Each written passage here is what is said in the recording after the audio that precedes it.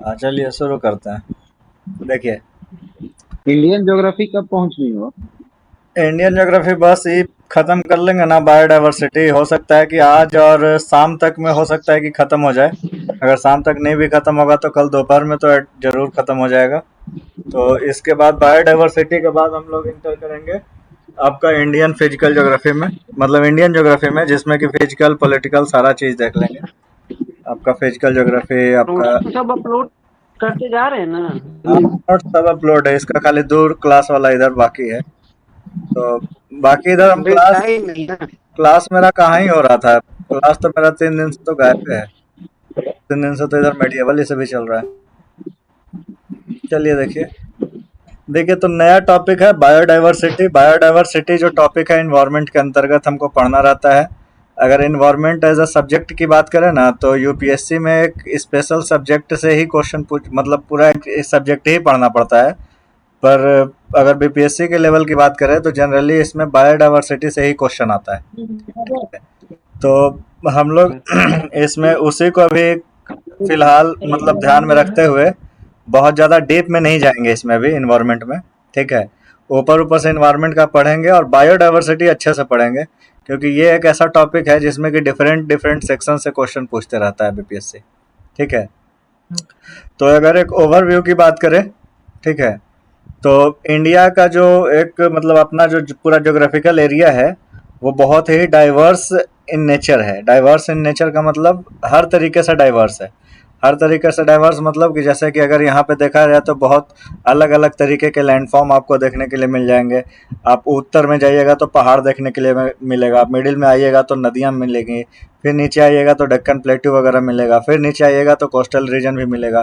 कहने का मतलब लैंड का डाइवर्सिटी तो देखे ही है हम लोग, लेकिन साथ ही साथ अगर हम लोग बात करें तो यहाँ पे स्पीसीज का भी डाइवर्सिटी बहुत अच्छा खासा देखने के लिए मिल जाता है। ठीक है, स्पीसीज का डाइवर्सिटी कहने का मतलब क्या है? स्पीसीज का डाइवर्सिटी कहने का मतलब है कि जैसे कि यहाँ पे आप एनिमल्स को देखिए, यहाँ पे जो हैबिटेट एनिमल्स हैं, ठीक है, आप लिविंग मतलब हाँ सॉरी, एनिमल्स को देखिए या फिर प्लांट्स को देखिए। ठीक है, तो प्लांट्स में भी आप देखिएगा तो अलग अलग प्रकार के आपको प्लांट्स देखने के लिए मिलेगा। उसी प्रकार से आप लिविंग बींग्स को देखिएगा तो उसमें भी आपको अलग अलग प्रकार देखने के लिए मिलेगा। अब यही जो डाइवर्सिटी है ना, इसको हम लोग दो टॉपिक में डिवाइड करके पढ़ेंगे। सबसे पहला बायोडाइवर्सिटी पढ़ेंगे जिसमें कि हम लोग आपका एनिमल्स वाला का देखेंगे कि एनिमल्स का बायोडाइवर्सिटी जो है उसको संरक्षण करने के लिए, उसको रख रखाव के लिए, उसका बचाव के लिए, ठीक है, उसका इनरिचमेंट के लिए, ठीक है, किस प्रकार का जो व्यवस्था है भारतीय सरकार के द्वारा चलाया जाता है और किस प्रकार का कन्वेंशन जो है, कुछ इंटरनेशनल कन्वेंशन है जिसका कि इस्तेमाल करके और उन सब चीज़ों का रक्षा करने का कोशिश किया जाता है।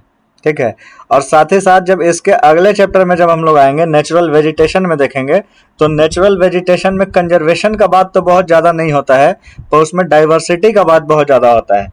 कि जैसे इंडिया एज अ कंट्री अगर देखें पूरा ऊपर से नीचे तक, तो आपको जैसे कि हम लोग क्लाइमेट क्लासिफिकेशन जो देख रहे थे तो उसमें हम देख रहे थे कि यहाँ पे टेम्परेट टाइप का भी क्लाइमेट मिलता है, पोलर टाइप का भी क्लाइमेट मिलता है, आपका एरिड टाइप का भी क्लाइमेट मिलता है, ट्रॉपिकल टाइप का भी क्लाइमेट मिलता है और सब ट्रॉपिकल टाइप का भी क्लाइमेट मिलता है। तो जो भी आपका नेचुरल वेजिटेशन होता है, जो भी आप कह लीजिए कि जो पेड़ पौधे जो होते हैं वो क्लाइमेटिक कंडीशन के अकॉर्डिंग ही क्या होते हैं, जनरेट होते हैं। जहाँ पे जिस टाइप का पेड़ उगने के लिए वहाँ का कंडीशन सुटेबल होगा वहाँ पे उस टाइप का पेड़ देखने के लिए मिलेगा, उस प्रकार के पौधे देखने के लिए मिलेंगे, उस प्रकार के फूल पत्ती देखने के लिए मिलेगा। ठीक है, तो ये पूरा का पूरा सेट ऑफ चैप्टर जो है, सेट ऑफ जो टॉपिक है वो हमको नेचुरल वेजिटेशन में देखने के लिए मिलेगा। ठीक है, आज का जो हमारा डिस्कशन होगा ये डिस्कशन डिपेंड करेगा किस पे, जो इंडिया का जो आप कह लीजिए कि जो एनिमल डाइवर्सिटी है, ठीक है, जो मतलब जीव जंतुओं का जो डाइवर्सिटी भारत में पाया जाता है, इस पे हम लोग स्ट्रिक्ट करके अपना मतलब एक डिस्कशन करेंगे। ठीक है, तो इसमें कहता है ये सब कुछ डाटा है जिसको कि ध्यान में रख सकते हैं। ठीक है, कि around 7 to 8% of all recorded species, मतलब जितने भी पूरे विश्व में जितने भी स्पीसीज हैं उसका 7 से 8% जो है वो इंडिया में मिलता है देखने के लिए।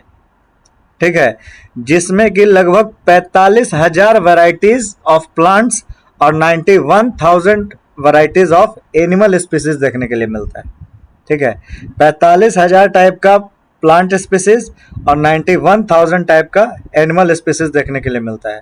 अगर पूरे वर्ल्ड से अगर इसका मतलब एक एग्जांपल कंपैरिजन करें तो लगभग 7 से 8% जो स्पीसीज पाए जाते हैं उसका हमारा ये इंडिया जो है वो उतने लोगों का घर है, ठीक है। इसमें 75,000 जो वैरायटी है, ठीक है, सिर्फ एनिमल और इंसेक्ट्स का जो है 75,000 वैरायटी देखने के लिए मिलता है, ठीक है। 25,000 वैरायटी जो है आपको फिशेस और जो आपका जलीय जीव कह लीजिए, ठीक है, जलीय जीव जो है उसका वैरायटी 25,000 के अप्रोक्सीमेट देखने के लिए मिल जाता है, ठीक है। 50,000 स्पीसीज ऑफ प्लांट देखने के लिए मिलेगा, ठीक है, अप्रोक्सीमेटली, ठीक है, 45,000 50,000 के आसपास, ठीक है। जिसमें से 5,000 जो है ना वो एंडेमिक टू इंडिया है, ठीक है। आ गया संजय जी? हेलो? नहीं आया है, ठीक है। तो इस प्रकार से कुछ कुछ डाटा है, ठीक है, जो कि जनरली देखना पड़ेगा, ठीक है। इसमें कुछ कुछ वन लाइनर्स भी आते जाएगा जो कि पीटी एग्जाम के लिए काफ़ी इंपॉर्टेंट है। ये सारा जो डाटा है आपको मेंस में कहीं कहीं लिखने के लिए इस्तेमाल में आ सकता है, ठीक है। अब देखिए सबसे पहले कि जो टर्म जो बायोडाइवर्सिटी है, जो जैव विविधता नाम का जो शब्द है, ठीक है, जैव विविधता हॉट स्पॉट, ठीक है। हॉट स्पॉट को क्या हिंदी में बोलेंगे, ठीक है, कि मतलब बायोडाइवर्सिटी हॉट स्पॉट कहने का मतलब है बायोडाइवर्सिटी हॉट स्पॉट उस जगह को कहते हैं जहाँ पे अनेक प्रकार के प्रजातियां जो है आपस में एक दूसरे पे इंटरलिंक होकर के, इंटरडिपेंडेंट होकर के वो अपना जीवन यापन करती है, ठीक है। वहाँ पे बहुत अलग अलग प्रकार के स्पीसीज आपको देखने के लिए मिलेंगे, ठीक है। तो यही जो बायोडाइवर्सिटी हॉटस्पॉट वाला जो शब्द है ना, ये आपको नॉर्मन मेयर्स के द्वारा 1988 में इसको बोला गया था। सबसे पहले जो है बायोडाइवर्सिटी हॉटस्पॉट का शब्द का इस्तेमाल जो है इन्हीं ने, नॉर्मन मेयर्स ने, ठीक है, 1988 में किया था। अब अगर इंटरनेशनल कंजर्वेशन की बात करें तो इंटरनेशनल कंजर्वेशन के तहत, ठीक है, टोटल 35 गो जो है बायोडाइवर्सिटी हॉटस्पॉट को चिन्हित किया गया है, ठीक है। इंटरनेशनल कन्वेंशन कौन कौन सा है, जैसे कि आपका साइंट कन्वेंशन हो गया, बॉन कन्वेंशन के तहत बना था, ठीक है। उसमें और भी बहुत सारे जैसे कॉन्फ्रेंस ऑफ पार्टीज वगैरह होता है, उसमें कभी कभी बात हुआ है इसका, ठीक है। तो ये मतलब इंटरनेशनल कंजर्वेशन के अकॉर्डिंग, ठीक है, जो टोटल 35 साइट्स हैं पूरे विश्व में, उसमें 4 जो है वो बायोडाइवर्सिटी हॉटस्पॉट जो हैं, ठीक है, वो भारत में पाए जाते हैं, ठीक है। बायोडाइवर्सिटी हॉटस्पॉट का मतलब समझ गए कि जो एक ऐसा पर्टिकुलर एरिया जहां पे मैक्सिमम नंबर ऑफ स्पीसीज अलग अलग प्रकार के इकोसिस्टम बना करके वो अपना वहां पे जीवन यापन करता है, ठीक है। ये हो गया बायोडाइवर्सिटी का हॉटस्पॉट। वहां पे बहुत सारे इकोसिस्टम आपको देखने के लिए मिलेगा। अब इकोसिस्टम क्या है, ये चीज हम लोग देखे थे उस समय, ठीक है, जब इन्वायरमेंट का थोड़ा सा 1-2 दिन हम लोग पढ़े थे, उसमें थोड़ा सा इसको फिर से रिवाइज कर लीजिए कि जैसे कि हम लोग क्या कहते हैं कि जब कोई ऑर्गेनिज्म होता है, कोई एक जीव है, ठीक है, तो जीव क्या होता है, जीव जब बहुत सारे जीव आपस में मिलते हैं एक ही प्रकार के, जो एक दूसरे के साथ प्रजनन करके अपना रिप्रोडक्शन करके वो संख्या बढ़ाते हैं, तो उसको हम लोग कह देते हैं कि वो पॉपुलेशन बनाता है, ठीक है। पॉपुलेशन से क्या बनता है, कम्युनिटी बनता है, ठीक है। कम्युनिटी में जब हम लोग इन्वायरमेंट को ऐड कर देते हैं तब वही क्या बन जाता है, इकोसिस्टम बन जाता है, ठीक है। और वही जब डिफरेंट इकोसिस्टम को हम लोग जोड़ देते हैं तो उससे नया एक बायोम बनता है, ठीक है। तो इस तरीके से हम लोग क्लासिफिकेशन देखे थे, उसको ध्यान में रखना पड़ेगा, ठीक है। तो इसमें वही चीज कहता है कि 35 गो जो इंटरनेशनल कंजर्वेशन के तहत जो 35 बायोडाइवर्सिटी हॉटस्पॉट है जिसको कंजर्व करने का बात किया जा रहा है या किया जाता है, ठीक है, उसमें से 4 जो है वो इंडिया में पाया जाता है। और वो 4 कौन कौन सा है, तो सबसे पहला है आपका ईस्टर्न हिमालयाज, ठीक है, इंडो बर्मा जिसको पूर्वांचल हिल के नाम से जानते हैं, ठीक है, आपका वेस्टर्न घाट हो गया, और आपको सुंडा लैंड हो गया, सुंडा लैंड जो कि निकोबार आइलैंड पे आपको देखने के लिए मिलता है, ठीक है। तो ये 4 हॉटस्पॉट है जिसको कि इंटरनेशनल कंजर्वेशन के द्वारा मान्यता मिला हुआ है। ठीक है। बायोडाइवर्सिटी का मतलब बताया है कि क्या है नहीं है, ठीक है। बायोडाइवर्सिटी को जनरली 3 प्रकार से 3 लेवल पे जो है वो समझा जाता है, ठीक है। सबसे पहला होता है स्पीसीज का डाइवर्सिटी। स्पीसीज का डाइवर्सिटी का मतलब सिंपल समझ रहे हैं कि it refers to the variety of different species, ठीक है। मतलब कितने अलग अलग प्रकार के जो है स्पीसीज पाए जा रहे हैं, ठीक है। वही जो होगा स्पीसीज का डाइवर्सिटी बताएगा। जैसे कि वहां पे कितने प्रकार के पौधे पाए जा रहे हैं, कितने प्रकार के एनिमल्स हैं, ठीक है, फंजाई है, माइक्रो ऑर्गेनिज्म है, ठीक है। ये सब भी जो है fungi, micro organism, marine animals, marine plant, flora, fauna, जो भी चीज है सब का सब जो है आपका बायोडाइवर्सिटी के स्पीसीज के डाइवर्सिटी के अंतर्गत आता है, ठीक है। नेक्स्ट है आपका जेनेटिक डाइवर्सिटी। जेनेटिक डाइवर्सिटी कहता है कि सेम ही कोई मतलब कोई भी एक जीव है, उस जीव का कितना डिफरेंट टाइप्स के मतलब जेनेटिक वेरिएशन पाए जाते हैं, ठीक है। जैसे कि अभी एग्जाम्पल के लिए हम लोग देख लीजिए, तो जैसे हम लोग कहते हैं सरीसृप वर्ग, तो सरीसृप वर्ग के अंतर्गत ही जो है वो बहुत सारे अलग अलग प्रकार के जानवर पाए जाते हैं, ठीक है। सरीसृप वर्ग के अंदर अलग अलग प्रकार के जानवर पाए जाते हैं, ठीक है। तो वो जो अलग अलग प्रकार के जानवर एक ही ग्रुप के अंदर पाए जा रहे हैं, वही क्या है, उनका जेनेटिक वेरिएशन है, ठीक है। उनके जीन में कुछ चेंज हो रहा है जिसके वजह से उनका जो करेक्टरिस्टिक है, जो उनका प्रॉपर्टी है, जो उनका लिविंग मतलब एक तरीके से कहिए आपका जो रहने का जो उसका एक तरीका है, ठीक है, इन्वायरमेंट के साथ इंटरेक्ट करने का जो तरीका है वो क्या होता रहता है, चेंज होता रहता है, ठीक है। तो यही चीज कहता है जेनेटिक डाइवर्सिटी। जैसे कि अभी एग्जांपल के लिए देखिए कि जेनेटिक डाइवर्सिटी को मतलब सबसे अच्छे तरीके से समझना है तो उसका आगे हम लोग पढ़ेंगे अभी जस्ट इसके बाद, मतलब इसके बाद नहीं, मतलब आज ही के लेक्चर में। तो इसमें क्या है ना कि एक कन्वेंशन बना हुआ है, ठीक है, इंटरनेशनल एक संगठन है, ठीक है, जिसको हम लोग IBCA के नाम से जानते हैं, ठीक है। इंटरनेशनल बिग कैट अथॉरिटी ऐसे करके एक संस्था बनी हुई है, ठीक है। तो बिग कैट का मतलब क्या होता है कि बिल्ली के ही प्रजाति के जो हैं वो जानवर होते हैं जिनका जेनेटिक वेरिएशन अलग अलग हो जाता है, जैसे कि लियोपार्ड हो गया, ठीक है, जैसे चीता हो गया, ठीक है। तो ये सब जो है ना वो क्या है, बिल्ली के ही प्रजाति के हैं, लेकिन ये बिग कैट इनको नाम दिया गया है कि बिल्ली के ही प्रजाति के हैं, लेकिन ये बड़े बड़े जानवर मतलब देखने के लिए मिलते हैं, ठीक है। तो IBCA के अंतर्गत देखेंगे हम लोग कैसे 7 जानवरों को रखा गया है। यानी कि कैट फैमिली की अगर बात करें तो उसमें जेनेटिक वेरिएशन की वजह से जो है, ठीक है, वो क्या है, वो अलग अलग तरह के, जैसे चीता होगा, लियोपार्ड हो गया, ठीक है, ये सब जो है अलग अलग टाइप के जो जीव जंतु है जेनेटिक वेरिएशन की वजह से, इसी जेनेटिक वेरिएशन को हम लोग जेनेटिक डाइवर्सिटी कहते हैं। तो बायोडाइवर्सिटी का मतलब क्या है, बायोडाइवर्सिटी को हम लोग समझने के लिए जनरली 3 लेवल्स पे बात करते हैं। स्पीसीज का डाइवर्सिटी, कितने प्रकार के पेड़ पौधे जीव जंतु मिल रहे हैं। जेनेटिक डाइवर्सिटी, एक ही जीव का कितना अलग अलग वेरिएशन मिल रहा है, ठीक है। और तीसरा है इकोसिस्टम या कम्युनिटी डाइवर्सिटी, ठीक है, कि वो जहाँ पे रह रहा है, ठीक है, जैसे कोई एक जीव जंतु, कोई एक बायोडाइवर्स, कोई एक स्पीसीज, डाइवर्स स्पीसीज मतलब अलग अलग प्रकार के जीव जंतु किसी एक प्रकार के इकोसिस्टम में रह रहे हैं, तो वहां पे कितने अलग अलग प्रकार के कितने अलग अलग प्रकार के वहां पे क्षेत्र बने हुए हैं। इकोसिस्टम क्या है, सिंपल सा एग्जांपल बताए थे, ठीक है, कि इकोसिस्टम में जब बायोटिक और अबायोटिक फैक्टर, जैविक और अजैविक कारकों को हम जब साथ में मिला देते हैं, जब एक जैविक, ठीक है, कोई एक जैविक मतलब जो भी कह लीजिए स्पीसीज, ठीक है, वो किसी अजैविक के साथ जब आपस में इंटर रिलेट करता है और उसके सहारे क्या एक दूसरे का कॉम्प्लीमेंट बनता है, ठीक है, तो उसी चीज को हम लोग एज अ होल क्या कह देते हैं, इकोसिस्टम कह देते हैं, ठीक है। जैसे कि पेड़ पे अगर हम एक पेड़ की बात करें तो एक पेड़ भी अपने आप में एक इकोसिस्टम है, ठीक है। इसको ऐसे एक एग्जांपल से समझ लेते हैं, ठीक है, कि एक पेड़ भी जो है वो अपने आप में इकोसिस्टम है। ये कैसे इकोसिस्टम हुआ, तो जैसे कि एक पेड़ है, ठीक है, तो पेड़ अपना जो भी उसका रिक्वायर्ड कंडीशन है उसके अनुसार वो पेड़ खड़ा हुआ है।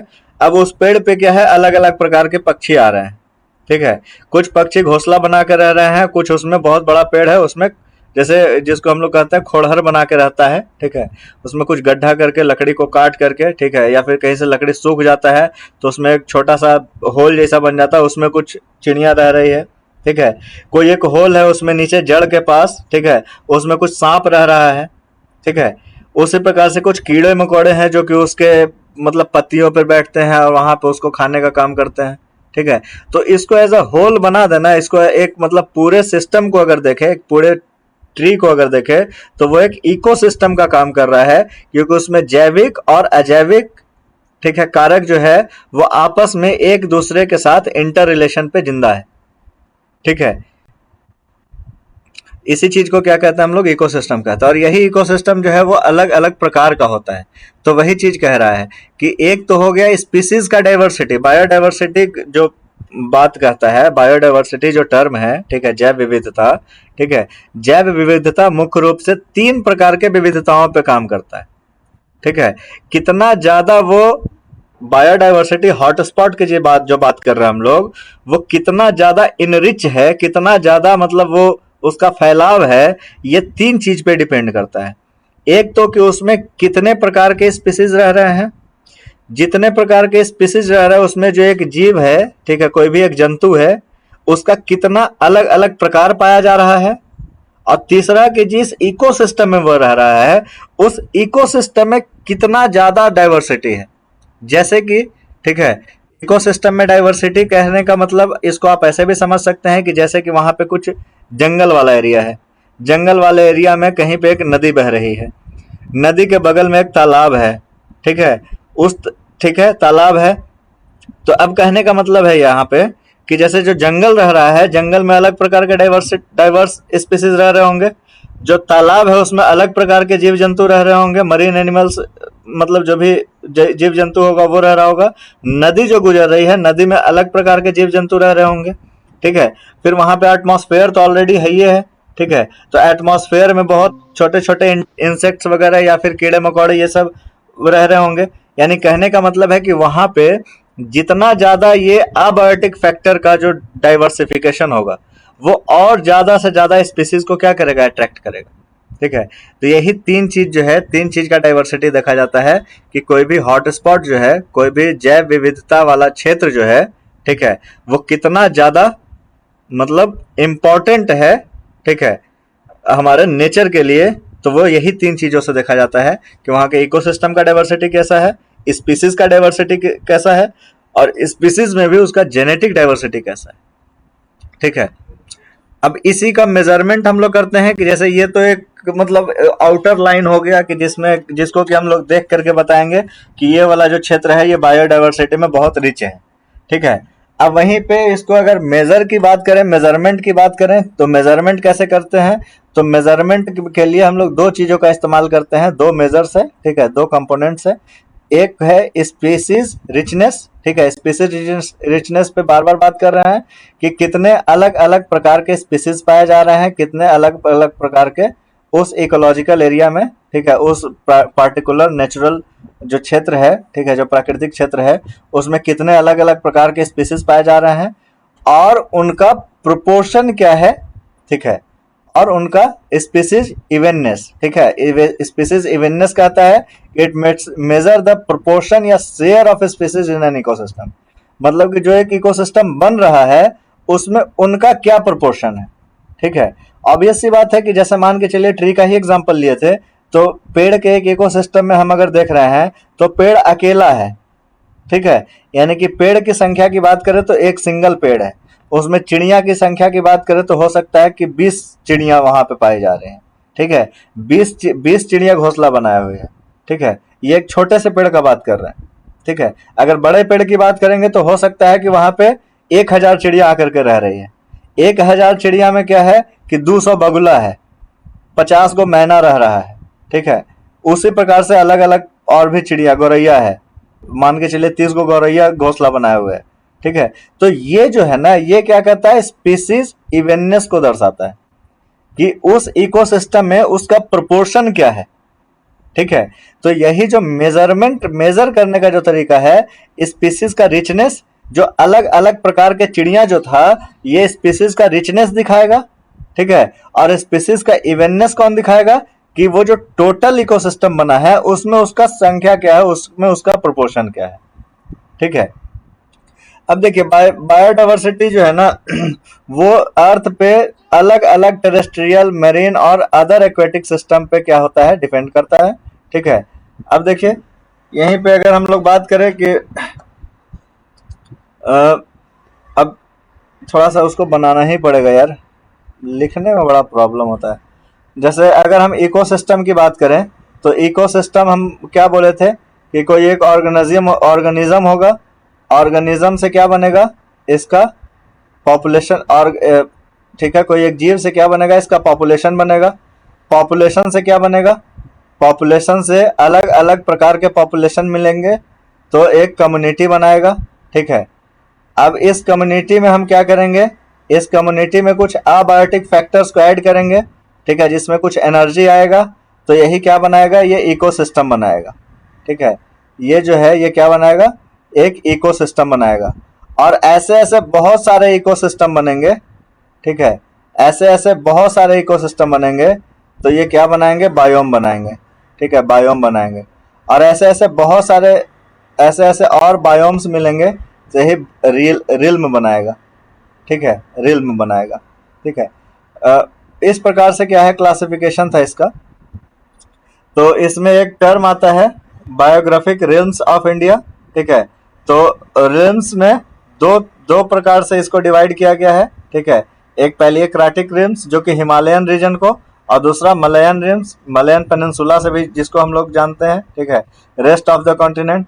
अगर रिल्म की बात करें कि भारत में कितने प्रकार के रिल्म पाए जाते हैं, तो दो प्रकार के, एक आपका हिमालयन बेल्ट जो ऊपर वाला जो हो गया, गंगा के ऊपर वाला जो पूरा एरिया हो गया, ये हिमालयन रिल्म हो गया, और गंगा के नीचे वाला जो एरिया हो गया इसको हम लोग मलयन रिल्म, ठीक है, यानी कि जो रेस्ट ऑफ सब कॉन्टिनेंट है वो इसको डिवाइड किया हुआ है, ठीक है।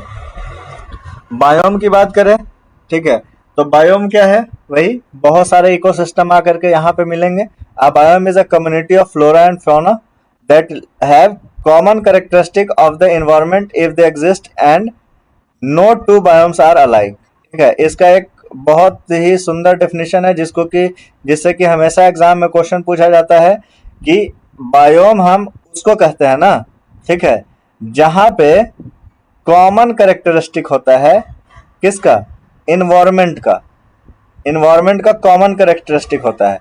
तो इसीलिए वर्ल्ड की अगर हम बात करें तो ये वाला जो चीज हम लोग बनाते हैं, ठीक है, इक्वेटर है, ये वाला ये रीजन जो है इक्वेटर है, ठीक है। इक्वेटर से ऊपर हम बोलते हैं, ठीक है, कि ये ट्रॉपिकल रीजन है ऊपर नीचे तक, ठीक है। उसके बाद हम लोग बोलते हैं कि ये वाला जो ऊपर इस ट्रॉपिक के ऊपर जो है ये सब ट्रॉपिकल रीजन है, ठीक है, ये लाल से ग्रीन वाले के बीच में सब ट्रॉपिकल रीजन है। सब ट्रॉपिकल के ऊपर बोलते हैं हम लोग कि सब पोलर रीजन है, ठीक है, सब पोलर रीजन है, सब पोलर। और उसके बाद जो सबसे ऊपर वाला जो होता है ये अपना पोलर रीजन होता है, ठीक है। तो ये वाला जो हम लोग क्लासिफिकेशन कर रहे हैं ना, कई बार इसको भी बोल दिया जाता है कि ये सब जो है वो क्या है, एक अलग अलग बायोम बना रहा है।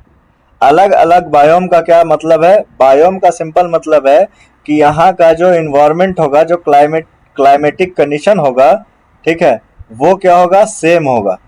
वहाँ पे अलग अलग प्रकार के क्लाइमेटिक कंडीशन देखने के लिए नहीं मिलेंगे, ठीक है। तो यही कहता है biome is a community of flora and fauna, ठीक है। फ्लोरा और फौना का, फ्लोरा और फौना आपका वही जीव जंतु और पेड़ पौधे को रिलेट करने के लिए फ्लोरा और फौना से हम लोग रिप्रेजेंट करते हैं, ठीक है। That have common characteristic of environment, जहाँ पे एनवायरनमेंट का कॉमन कैरेक्टरिस्टिक है।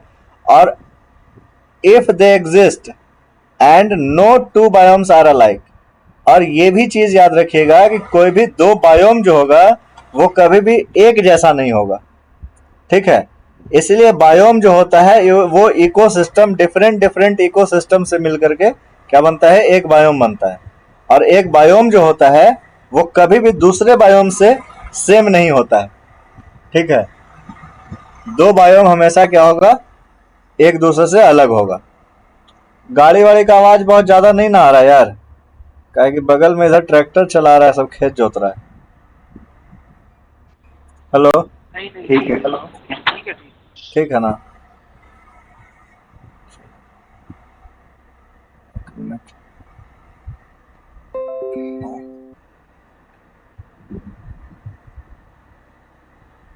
ठीक, तो दो बायोम जो होता है वो कभी भी सेम नहीं होता है। ठीक है, biome is a major ecological community extending over the large area and characterized by dominant vegetation. ठीक है, जब वेजिटेशन पढ़ेंगे तो बायोम और अच्छे से क्लियर होगा। ठीक है, अब अगर बायोजोग्राफिकल जोन्स की बात करें, ठीक है, बायोजोग्राफिकल जोन्स की बात करें, ठीक है, तो भारत में अलग अलग प्रकार के बायोजोग्राफिकल जोन्स पाए जाते हैं। ठीक है, जिसमें कि कुछ का नाम यहाँ पे हम मेंशन किए हैं।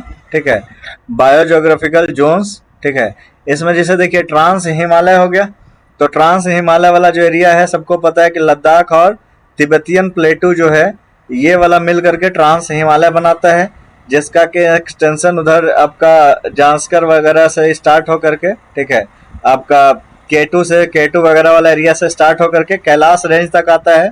ठीक है, ये ट्रांस हिमालय का रेंज बताता है। हिमालय की बात करें, ठीक है, तो हिमालयन वाला आपका जो ग्रेटर हिमालय जो है, ठीक है, जिसको north west Himalaya, west Himalaya, central Himalaya, eastern Himalaya से हम लोग मतलब क्लासिफाई करते हैं। ईस्ट टू वेस्ट हम लोग इसका क्लासिफिकेशन करते हैं। ठीक है, देखेंगे इसको भी। डिजर्ट जैसे हो गया, डिजर्ट की बात करें, ठीक है, तो ये सब क्या है, ये सब अलग अलग बायोग्राफिक जोन्स, प्रोविंसेस वगैरह हैं। ठीक है, इसमें डिजर्ट वाला में देखिए तो थार और कच्छ का रेगिस्तान हो गया।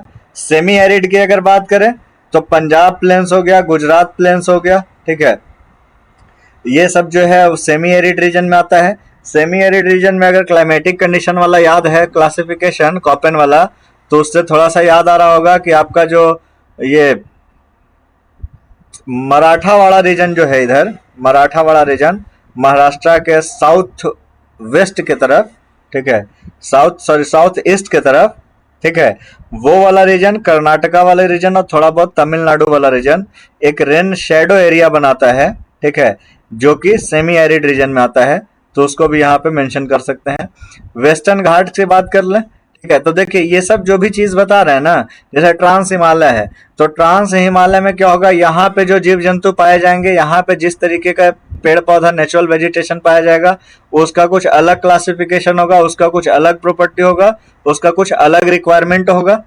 उसी प्रकार से हिमालय जो आपका मेन हिमालय है, इसमें कुछ अलग प्रकार के देखने के लिए मिलेगा, डिजर्ट में अलग प्रकार के देखने के लिए मिलते हैं। यानी इस प्रकार से देखें तो वेस्टर्न घाट्स और Malabar plains, Deccan peninsula, Gangetic plains, coast जो इंडिया का पूरा कोस्टल रीजन है, ठीक है, नॉर्थ ईस्ट हो गया आपका, नॉर्थ ईस्ट आपका वही ब्रह्मपुत्र वैली और नॉर्थ ईस्टर्न हिल्स, उसका पूर्वांचल हिल से भी जिसको हम लोग जानते हैं, आपका आइलैंड्स। ठीक है, तो ये कुछ कुछ जो है आपका हम लोग बायोजोग्राफिकल जोन्स की बात कर रहे हैं कि ये डिफरेंट डिफरेंट जोन्स में डिवाइड है। अब इसी जोन्स से अगर हम देखें कि बायोम्स कितने पाए जाते हैं भारत में, ठीक है, तो बायोम्स में क्या कंडीशन था उसका कि दो बायोम कभी भी एक प्रकार का कैरेक्टरिस्टिक नहीं रखेगा। ठीक है, और ये एक लार्ज एरिया में एक्सटेंडेड होता है, इसमें डिफरेंट टाइप के इकोसिस्टम पाए जाते हैं। ठीक है, अब देखिए बायोम्स की अगर बात करें तो ट्रॉपिकल रेन फॉरेस्ट इंडिया में पाया जाएगा।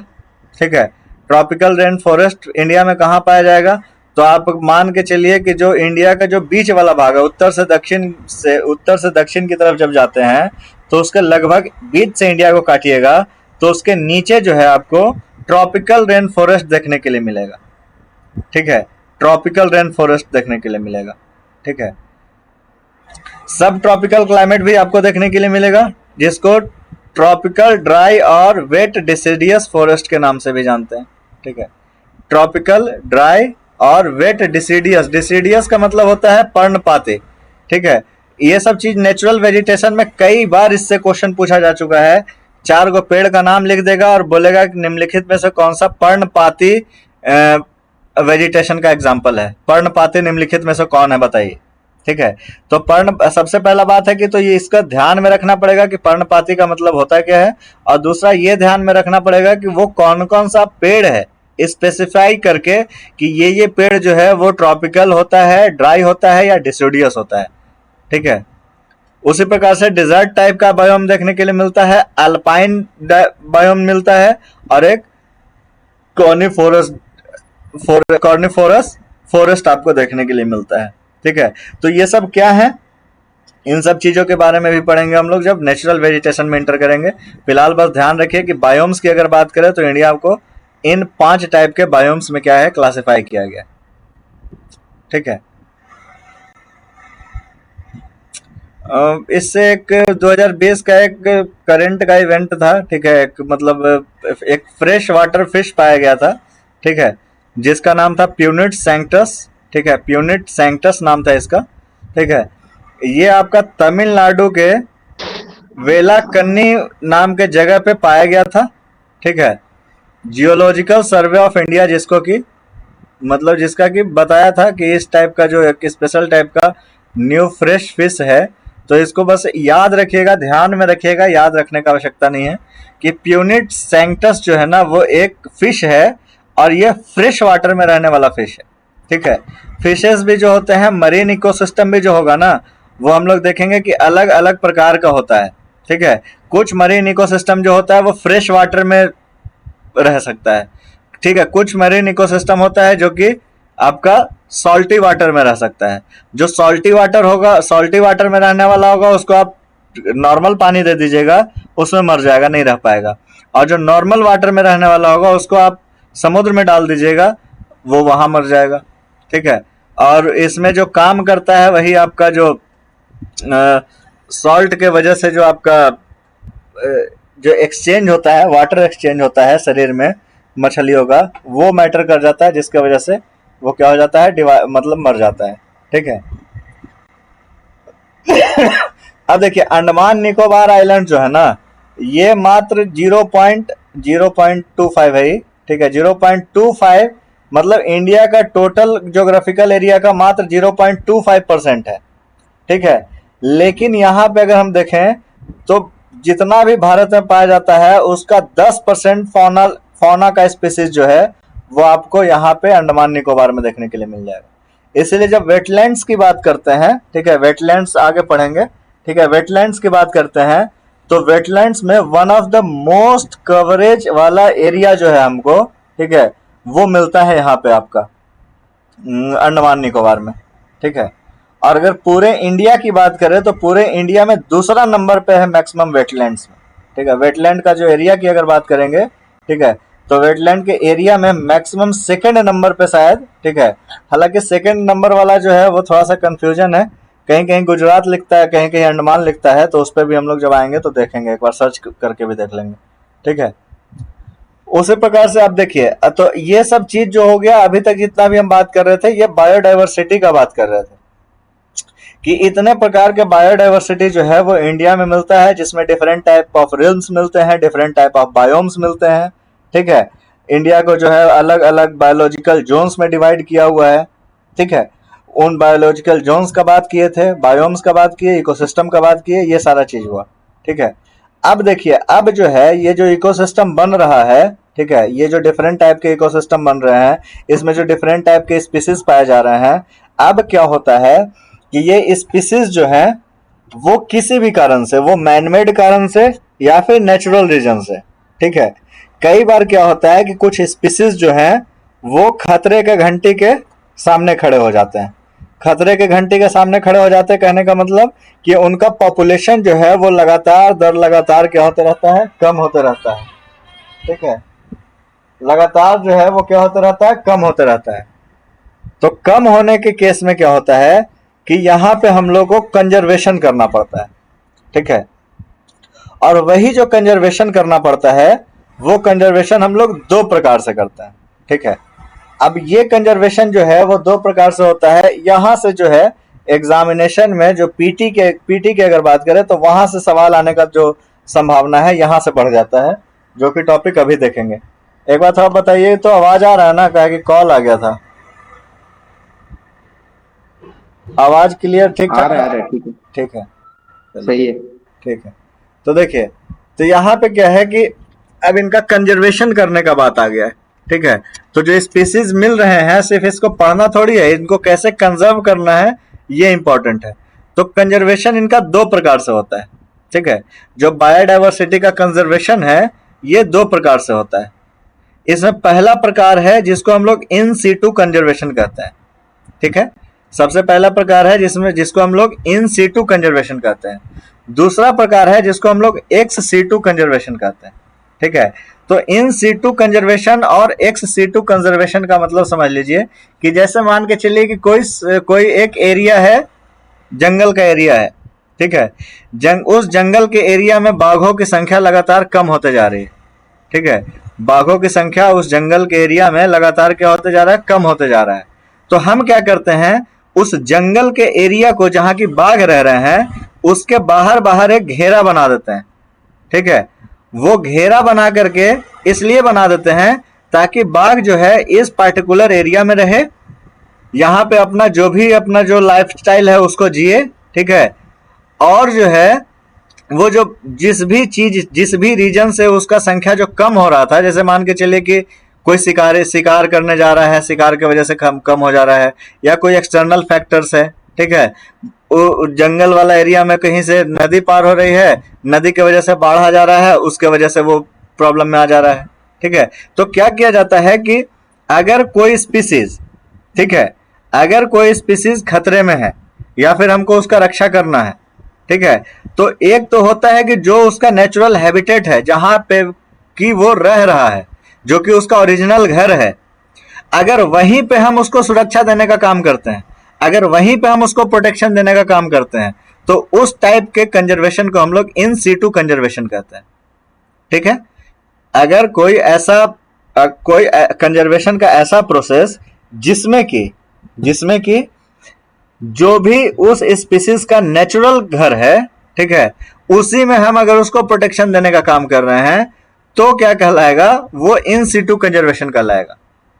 एक्स सीटू कंजर्वेशन क्या होता है कि जैसे कोई स्पीसीज है, वो बिल्कुल लग रहा है कि अब तो पूरा दुनिया में 5 गो स्पीसीज, 5 गो जंतुएं बच रहा है, ठीक है, और इस 5 से हमको इसका संख्या को क्या करना है, बढ़ा करके आगे ले जाना है।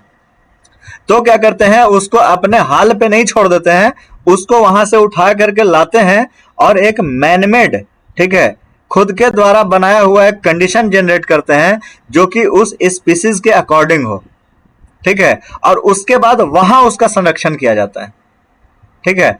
और वहां जब उसका संरक्षण किया जाएगा, उसको उठा करके ला करके, और जब उसको खुद से एक जगह पे संरक्षित किया जाएगा, तो इसको बोलेंगे एक्स सीटू कंजर्वेशन, ठीक है। ये चीज बस ध्यान में रखिएगा, इससे कई बार क्वेश्चन पूछा जाता है, डायरेक्ट नहीं पूछा जाएगा, घुमा के पूछ देगा, ठीक है। तो इन सीटू कंजर्वेशन के तहत जो हम लोग नेशनल पार्क्स बनाते हैं, ये आपका इन सीटू कंजर्वेशन के तहत आता है। नेशनल पार्क कोई सरकार नहीं लगाती है, कोई व्यक्ति नहीं लगाता है, वो फॉरेस्ट का एक एरिया होता है, उस फॉरेस्ट के एरिया को डेजिग्नेट कर देता है कि यहां से इतना एरिया जो है वो नेशनल पार्क का एरिया हो गया, और जब वो नेशनल पार्क का एरिया हो गया यानी कि इन सीटू कंजर्वेशन उसमें लग गया, ठीक है। नेशनल पार्क का एरिया घोषित होते के साथ ही उसमें कुछ टर्म्स एंड कंडीशन है जो ऑटोमेटिक क्या हो जाते हैं, अप्लाई हो जाते हैं उसमें। उसी प्रकार से वाइल्ड लाइफ सेंचुरीज है, ठीक है। वाइल्ड लाइफ सेंचुरीज जो बनता है ये भी क्या है, इन सीटू कंजर्वेशन है। जैसे कि आपका बायोस्फीयर रिजर्व्स हो गया, जैसे आपका सेक्रेड ग्रोव्स हो गया, ठीक है, आपका कम्युनिटी फॉरेस्ट हो गया, ठीक है। ये सब जो चीजें हैं ये आपका इन सीटू कंजर्वेशन के तहत आता है। एक सीटू कंजर्वेशन में क्या होता है, तो जो सीड बैंक हो गया, ठीक है, बीज का बैंक हो गया, जैसे मान के चलिए कि कोई प्लांट है, उस प्लांट का लग रहा है कि ये प्लांट जो है वो बहुत जल्दी क्या होने वाला है, एक्सटिंक्ट होने वाला है, खत्म हो जाएगा। तो क्या करते हैं, उस प्लांट का जो बीज होता है उसको हम संरक्षित करके रखते हैं कि जब ये प्लांट लगे कि बिल्कुल खत्म होने वाला है, तो क्या करेंगे, इस बीज का इस्तेमाल करके फिर से उस प्रकार के प्लांट्स को हम क्या कर लेंगे, जनरेट कर लेंगे, ठीक है। उसी प्रकार से जीन बैंक होता है। जीन बैंक क्या होता है कि जैसे कोई जानवर है, ठीक है, जानवर का अलग अलग स्पीसीज होता है, उसका जीन हम लोग स्टोर करके रखते हैं ताकि उसके जीन से हमको पता चले कि इसके लिए क्या क्या रिक्वायर्ड कंडीशन है, और कभी अगर जरूरत पड़े तो उस प्रकार से उनका जो है वो रिप्रोडक्शन करके आगे उनका स्पीसीज को बढ़ाया जा सके, ठीक है। उसी प्रकार से बोटेनिकल गार्डन्स वगैरह जो बने हुए होते हैं, ठीक है, ये मैनमेड होते हैं, ये आपका एक्स सीटू के अंतर्गत आता है। जो जूलॉजिकल पार्क्स वगैरह जो हो जाता है, जूलॉजिकल पार्क्स, ठीक है, चिड़ियाघर वगैरह, ठीक है। तो चिड़ियाघर में देखते होंगे कि चिड़ियाघर में वैसा कोई कंडीशन नहीं रहता है कि उसको जंगल में छोड़ दिया जाता है, ठीक है। जूलॉजिकल पार्क्स में क्या होता है कि वहां प्रॉपर उसको पिंजड़े में रख के उसको खाना पीना दिया जाता है, उसको प्रॉपर हाइजीन वगैरह का साफ सफाई का सारी चीजों का ध्यान दिया जाता है और वहां पे उसका कंजर्वेशन किया जाता है, ठीक है। जैसे कि एक्वेरियम हो गया, एक्वेरियम में हम लोग क्या करते हैं, मछली वगैरह का पालन करते हैं। तो ये सब क्या है, मछली को हम लोग क्या है ला रहे हैं खुद के, हालांकि हम लोग तो अपना एक फैशन के रूप में उसको एज ए स्टेटस यूज करते हैं, पर वही चीज जब कंजर्वेशन के तौर पे अगर हम देखें तो एक्वेरियम में भी क्या है, उसके कोई मरीन अगर इकोसिस्टम है, कोई मरीन स्पीसीज है, तो उसके लिए पानी वाला जगह चाहिए, तो पानी वाला जगह के लिए हम लोग एक्वेरियम वगैरह का ये चीज करते हैं, ठीक है। इसी चीज का एक्सप्लेनेशन किया है, लिखे हैं यहाँ पे। एक मिनट रुकिएगा यार, थोड़ा सा क्या बोल रहा है।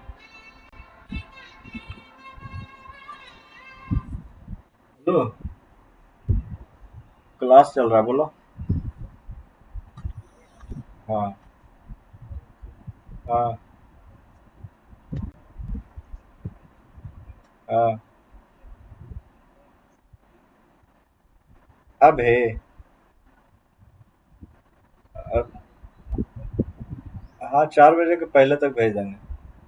अभी थोड़ा सा, हाँ थोड़ा सा अभी क्लास चल रहा है, फिर करते हैं हम कॉल 3 बजे। 1 घंटा रुको, ठीक।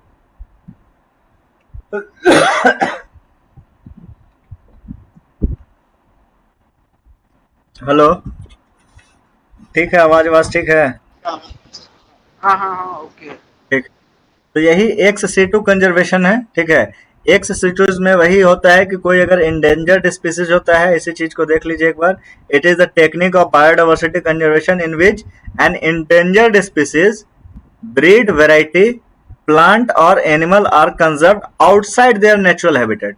तो बस यही चीज ध्यान रखना है कि अगर वो अपने नेचुरल जो उसका प्राकृतिक आवास है, प्राकृतिक आवास से बाहर ले जाकर के अगर हम उसका कंजर्वेशन कर रहे हैं, तो इसको हम लोग एक्स सी टू कहते हैं। इन सीटू क्या होता है कि जहां पे उसका नेचुरल हैबिटेट में हम लोग काम करते हैं, ठीक है, ये चीज है। तो उसमें क्या होता है, जैसे एक सीटू इन सीटू का कई बार पूछ देता है मेंस में भी लिखने के लिए। तो इसको जैसे देखिए मेंस के type of point of view से अगर हम देखें तो एक्स सीटू कंजर्वेशन का इस्तेमाल क्यों पड़ता है, ऐसा मान के चलिए क्वेश्चन बना दिया। तो एक्स सीटू कंजर्वेशन सबसे पहले तो उन लोगों के लिए होता है कि जो इंडेंजर्ड स्पीसीज या प्लांट्स होते हैं, ठीक है, तो उसके लिए मतलब एक्स सीटू का इस्तेमाल करते हैं। अच्छा, फिर उसका रीजन आ जाएगा कि वो एक्सटिंक्ट होने के कगार पे क्यों आया, वो इंडेंजर्ड कैटेगरी में आया क्यों। तो इसलिए आया क्योंकि जो उसका रिक्वायर्ड कंडीशन है, कोई प्लांट है तो प्लांट के लिए रिक्वायर्ड जो सॉइल है, प्लांट के लिए जो रिक्वायर्ड क्लाइमेट है वो नहीं मिल पा रहा है, इसके वजह से वो इंडेंजर्ड हुआ है, ठीक है। या फिर कोई अगर मान के चलिए कि जानवर है, तो कोई जंगली जानवर है, अब जंगली जानवर है वहां पे उसको खाना ही नहीं मिल रहा है, ठीक है, तो उसके वजह से वो एक्सटेंशन पे आएगा। कोई जंगली जानवर है, उसको खाना तो मिल रहा है, वो मान के चलिए घास खाता है, लेकिन कोई जंगली शिकारी जानवर है, ठीक है, वो उसको बार बार मार दे रहा है और उसका स्पीसीज को क्या कर रहा है, ठीक है, खत्म करने का काम कर रहा है। तो ये सारे जो रीजन है वो उसमें से कुछ भी हो सकता है, ठीक है। तो अगर इस प्रकार का अगर कंडीशन देखने के लिए मिल रहा है कि अगर वो जंगल में रहेगा तो शिकारी जानवर उसको मार के खा ही जाएगा सबको, और उसका मतलब पॉपुलेशन जो है वो बहुत कम बचा है, तो उसके वजह से क्या करना पड़ता है कि उसको वहां से उठा करके लाना पड़ता है, और ला करके एक स्पेशल जो उसका जो कंडीशन है, जो नेचुरल टाइप का कंडीशन है, उस टाइप का बना करके उसको खाना वगैरह दे करके और उसका ब्रीड वगैरह का ध्यान रख करके, उसका प्रॉपर हाइजीन का, स्वच्छता का ध्यान रख करके उसको क्या है फर्दर प्रोडक्शन रिप्रोडक्शन के लिए हम लोग इस्तेमाल करते हैं, जिससे कि उसका संख्या जो है वो क्या हो सके, बढ़ सके, ठीक है। तो इसी को ऐसे करके आप बना सकते हैं, ठीक है। अब देखिए उसी में अब वही चीज है कि इसमें जब एग्जाम्पल कीजिएगा तो आप ध्यान में रखिएगा, यही सब चीज आप लिख सकते हैं। फिर उसमें ये भी कह सकते हैं कि जैसे एक्स सी टू जो कंजर्वेशन होगा वो आपका ज्यादा कॉस्टलियर होगा as compared to in situ से, क्योंकि इन सी टू में क्या ही करना है, सिर्फ आपको बाहर बाहर घेरा बना देना है। बाहर बाहर घेरा क्या बना देना, आपको देखते रहना है कि कोई इंटर ना करे जंगल में। घेरा कोई ऐसा थोड़ी ना आप जाल लगाइएगा, ठीक है, पर एक आपको एरिया जैसे कि बोर्ड लगा देना पड़ेगा, ठीक है, कि ये अंदर का जो एरिया है वो प्रोटेक्टेड एरिया है, इसके अंदर आम आदमी को, व्यक्ति को जाना मना है, ठीक है, उसके अंदर जो है वो प्रोटेक्टेड एरिया है, उसमें सिर्फ जंगली जानवर वगैरह रहते हैं, खतरा का है कि ये लगा देना पड़ेगा। ठीक है, तो ये सब चीज करके हम लोग क्या कर सकते हैं, इन सीटू कंजर्वेशन कर सकते हैं। एक्स सीटू कंजर्वेशन करने के लिए हमको क्या है, प्रॉपर उसका जो भी कंडीशन है उस कंडीशन के अनुसार हमको जो है इन्वायरमेंट बनाना देखना पड़ेगा, और उस जगह पे देख करके उसका जो प्रॉपर जो रिक्वायरमेंट है उसके लिए प्रॉपर व्यक्ति को डेजिग्नेट करना, उसके लिए प्रॉपर कंडीशंस को, प्रॉपर उसके लिए फंड्स को अरेंज करना, ये सारा चीज जो है एक्स सीटू कंजर्वेशन में किया जाता है। ठीक है, तो ये सब चीज जो है हम लोग लिख सकते हैं। ठीक है, इंडिया की अगर बात करें तो इंडिया में 2.5% of total land surface area है, जो कि 7वां पोजीशन पे आते हैं हम लोग, ये सबको पता होगा। और यहाँ पे 8.1% of the world's total biodiversity पाया जाता है। ठीक है, making it one of the 70 mega diverse country in the world. ठीक है, 17 जो देश है वो मेगा डाइवर्स वाला देश है, जहाँ पे अलग अलग प्रकार के डाइवर्सिटी, बहुत ज्यादा तरह के डाइवर्सिटी पाए जाते हैं, उसमें एक इंडिया का भी नाम आता है। ठीक है, अब देखिए यही सब चीज जो है, ये जो आपका कंजर्वेशन वगैरह है, ये सब स्टार्ट हुआ था आपका 1972, वही वाइल्ड लाइफ प्रोटेक्शन एक्ट। ठीक है, to protect wild life India has formulated a broad strategy known as national broad biodiversity strategy. ठीक है, इस स्ट्रेटजी के तहत 1972 में wild life protection act pass हुआ था। ठीक है, जिसके तहत वेरियस वाइल्ड लाइफ सेंचुरीज और नेशनल पार्क्स जो है वो बनाए गए थे। ठीक है, इन 1972 के पहले की अगर बात करें तो सिर्फ 5 डेजिग्नेटेड नेशनल पार्क इंडिया में देखने के लिए मिलता था। ठीक है, लेकिन अब अगर देखें तो इसका संख्या 100 से पार हो चुका है। ठीक है, sanctuaries are devoted towards the preservation of particular species of bird and animals। ठीक है, सेंचुरी और नेशनल पार्क में अंतर क्या है, तो सेंचुरी जो होता है वो किसी एक डेफिनेट स्पीसीज के लिए डेजिग्नेट किया जाता है, कि जैसे सेंचुरी, जैसे कि बर्ड सेंचुरी हो गया। ठीक है, तो बर्ड सेंचुरी कहने का मतलब क्या है कि वहां पे जो प्रोटेक्शन और जो केयरिंग का जो बात होगा, ठीक है, वो इन सीटू टाइप का ही होगा, लेकिन उसमें बर्ड्स पे खास करके बहुत ज्यादा ध्यान दिया जाएगा। ठीक है, तो सेंचुरीज जो है वो डिवोटेड होता है, मतलब फिक्स होता है किसी एक स्पीसीज को लेकर के। ठीक है, किसी एक पार्टिकुलर रीजन में। नेशनल पार्क जो होते हैं वो हैबिटेट ओरिएंटेड होते हैं, under which protection is given to all species living in a specific region. National park जो होगा उसमें रहने वाले सभी जीव जंतुओं का ख्याल रखा जाएगा उस पार्टिकुलर ज्योग्राफिकल रीजन में, जिसको कि नेशनल पार्क घोषित किया गया है। तो सेंचुरी और नेशनल पार्क में अगर अंतर आपको समझना है तो सिंपल यही समझना है कि सेंचुरी जो होगा वो किसी एक स्पीसीज से रिलेटेड होगा। ठीक है, और नेशनल पार्क जो होगा वो ऑल स्पीसीज का एक ज्योग्राफिकल, एक मतलब आप कह लीजिए कि एक ज्योग्राफिकल बाउंड्री होगा। उस ज्योग्राफिकल बाउंड्री के अंतर्गत जो है जो भी जानवर रहेंगे उनका देख रेख और केयरिंग किया जाएगा। ठीक है, it means that sanctuary are protected area while national parks are habitat oriented. ठीक है, इसका मतलब वही चीज हो गया कि सेंचुरीज जो हो गया वो प्रोटेक्टेड एरिया हो गया, और नेशनल पार्क जो होगा वो हैबिटेट ओरिएंटेड हो गया। ये वन लाइनर में पूछा जाता है, बार बार पूछा जाता है। ठीक है, ऐसे देखिए नेशनल पार्क भी प्रोटेक्टेड एरिया होता है, ऐसा बात नहीं कि वो प्रोटेक्टेड नहीं होगा। ठीक है, पर सेंचुरी डेजिग्नेट करके प्रोटेक्ट किया जाता है, अंतर यही है। नेशनल पार्क में भी आपको ऐसा नहीं है कि आप कहीं भी घूम सकते हैं। ठीक है, उसमें भी आपको लिमिटेशन रहेगा, लेकिन वो लिमिटेशन इस चीज पे तय किया जाएगा कि कितने एरिया में जो जानवर हैं उसका अपना हैबिटेट है, जितना दूर में उसका अपना हैबिटेट होगा वहां तक आपको रोक दिया जाएगा। लेकिन सेंचुरीज का क्या है कि इसको आप डिजाइन कर सकते हैं कि हाँ इतना दूर को हम क्या कर रहे हैं, सेंचुरी में मतलब बदल दे रहे हैं। ठीक है, तो ये मतलब एक बेसिक अंतर होता है जिसमें कि क्वेश्चन वन लाइनर पूछा जाता है। ठीक है, कि which of the following are the protected areas और which of the following are habitat oriented areas. ठीक है, तो जो नेशनल पार्क्स होंगे वो हैबिटेट ओरिएंटेड होंगे, और जो सेंचुरीज होंगे वो आपका क्या है, ये प्रोटेक्टेड एरियाज होंगे। ठीक है, अब इसी पे क्या है, इंडियन वाइल्ड लाइफ बोर्ड एक बना हुआ है जो कि एक सुप्रीम एडवाइजरी बॉडी है। ठीक है, फॉर वाइल्ड लाइफ कंजर्वेशन, जिसके की हेड होते हैं जो भी प्राइम मिनिस्टर ऑफ इंडिया होते हैं, तो याद रखिएगा कि इंडियन वाइल्ड लाइफ बोर्ड जो है, इंडियन वाइल्ड लाइफ बोर्ड, ठीक है, इसके ये एक सुप्रीम एडवाइजरी बॉडी है, ठीक है, मतलब कंजर्वेशन से रिलेटेड जितना भी डिसीजन मेकिंग होगा वो इसी बॉडी के थ्रू हो करके जाता है, ठीक है। इसी बॉडी के अंडर में जो है वो आपका ministry of environment, forest and wild life काम करता है, ठीक है। यही जो सुप्रीम एडवाइजरी बॉडी है, यही जो है एक गाइडलाइन तैयार करता है, ठीक है, एक आउटलाइन तैयार करता है, उसके अंतर्गत जो है वो सारे काम कंजर्वेशन वगैरह के होते हैं, जो कि जिसका कि हेड कौन होगा, प्राइम मिनिस्टर होगा, ठीक है। अब कुछ वन लाइनर्स की अगर बात कर ले तो largest national park of India का बात करें तो लेह में है, ठीक है, लद्दाख में, जिसको हम लोग हेमिस नेशनल पार्क के नाम से जानते हैं। Smallest national park of India की बात करें तो साउथ बटन आइलैंड है, ठीक है, अंडमान निकोबार आइलैंड्स पे, ठीक है। इसका एरिया 0.03 स्क्वायर किलोमीटर है, ठीक है, मतलब कि लगभग बहुत छोटा एरिया है, ठीक है। सबसे स्मॉलेस्ट अगर बात करें तो, ठीक है, गालाथे बे वाइल्ड लाइफ सेंचुरी जो है one of the most important coastal and marine biodiversity area, ठीक है, and marine turtle habitat in India. Turtle habitat जो है आपका यही ग्रेट निकोबार आइलैंड में आपको मिलता है। अगर फर्स्ट नेशनल पार्क की बात करें तो जिम कॉर्बेट नेशनल पार्क जो कि उत्तराखंड में स्थित है, यह अपना फर्स्ट नेशनल पार्क था, ठीक है। मध्य प्रदेश के पास सबसे ज्यादा नेशनल पार्क है, जहां के 10 नेशनल पार्क देखने के लिए मिलता है। उसके बाद अगर नेशनल पार्क की बात करें तो अंडमान निकोबार में मिलेगा, जहां की संख्या 9 है, ठीक है। याद रखिएगा नेशनल पार्क के नंबर में सबसे ज्यादा है आपका मध्य प्रदेश, जहां की 10 नेशनल पार्क है। उसके बाद अंडमान निकोबार है, जहां की 9 नेशनल पार्क है। उसके बाद 2-3 स्टेट ऐसा है जहां पे 8-8 है, ठीक है। 2021 के अनुसार 104 नेशनल पार्क था, ठीक है, और 544 वाइल्ड लाइफ सेंचुरीज जो है वो डेजिग्नेटेड थे इंडिया में, ठीक है।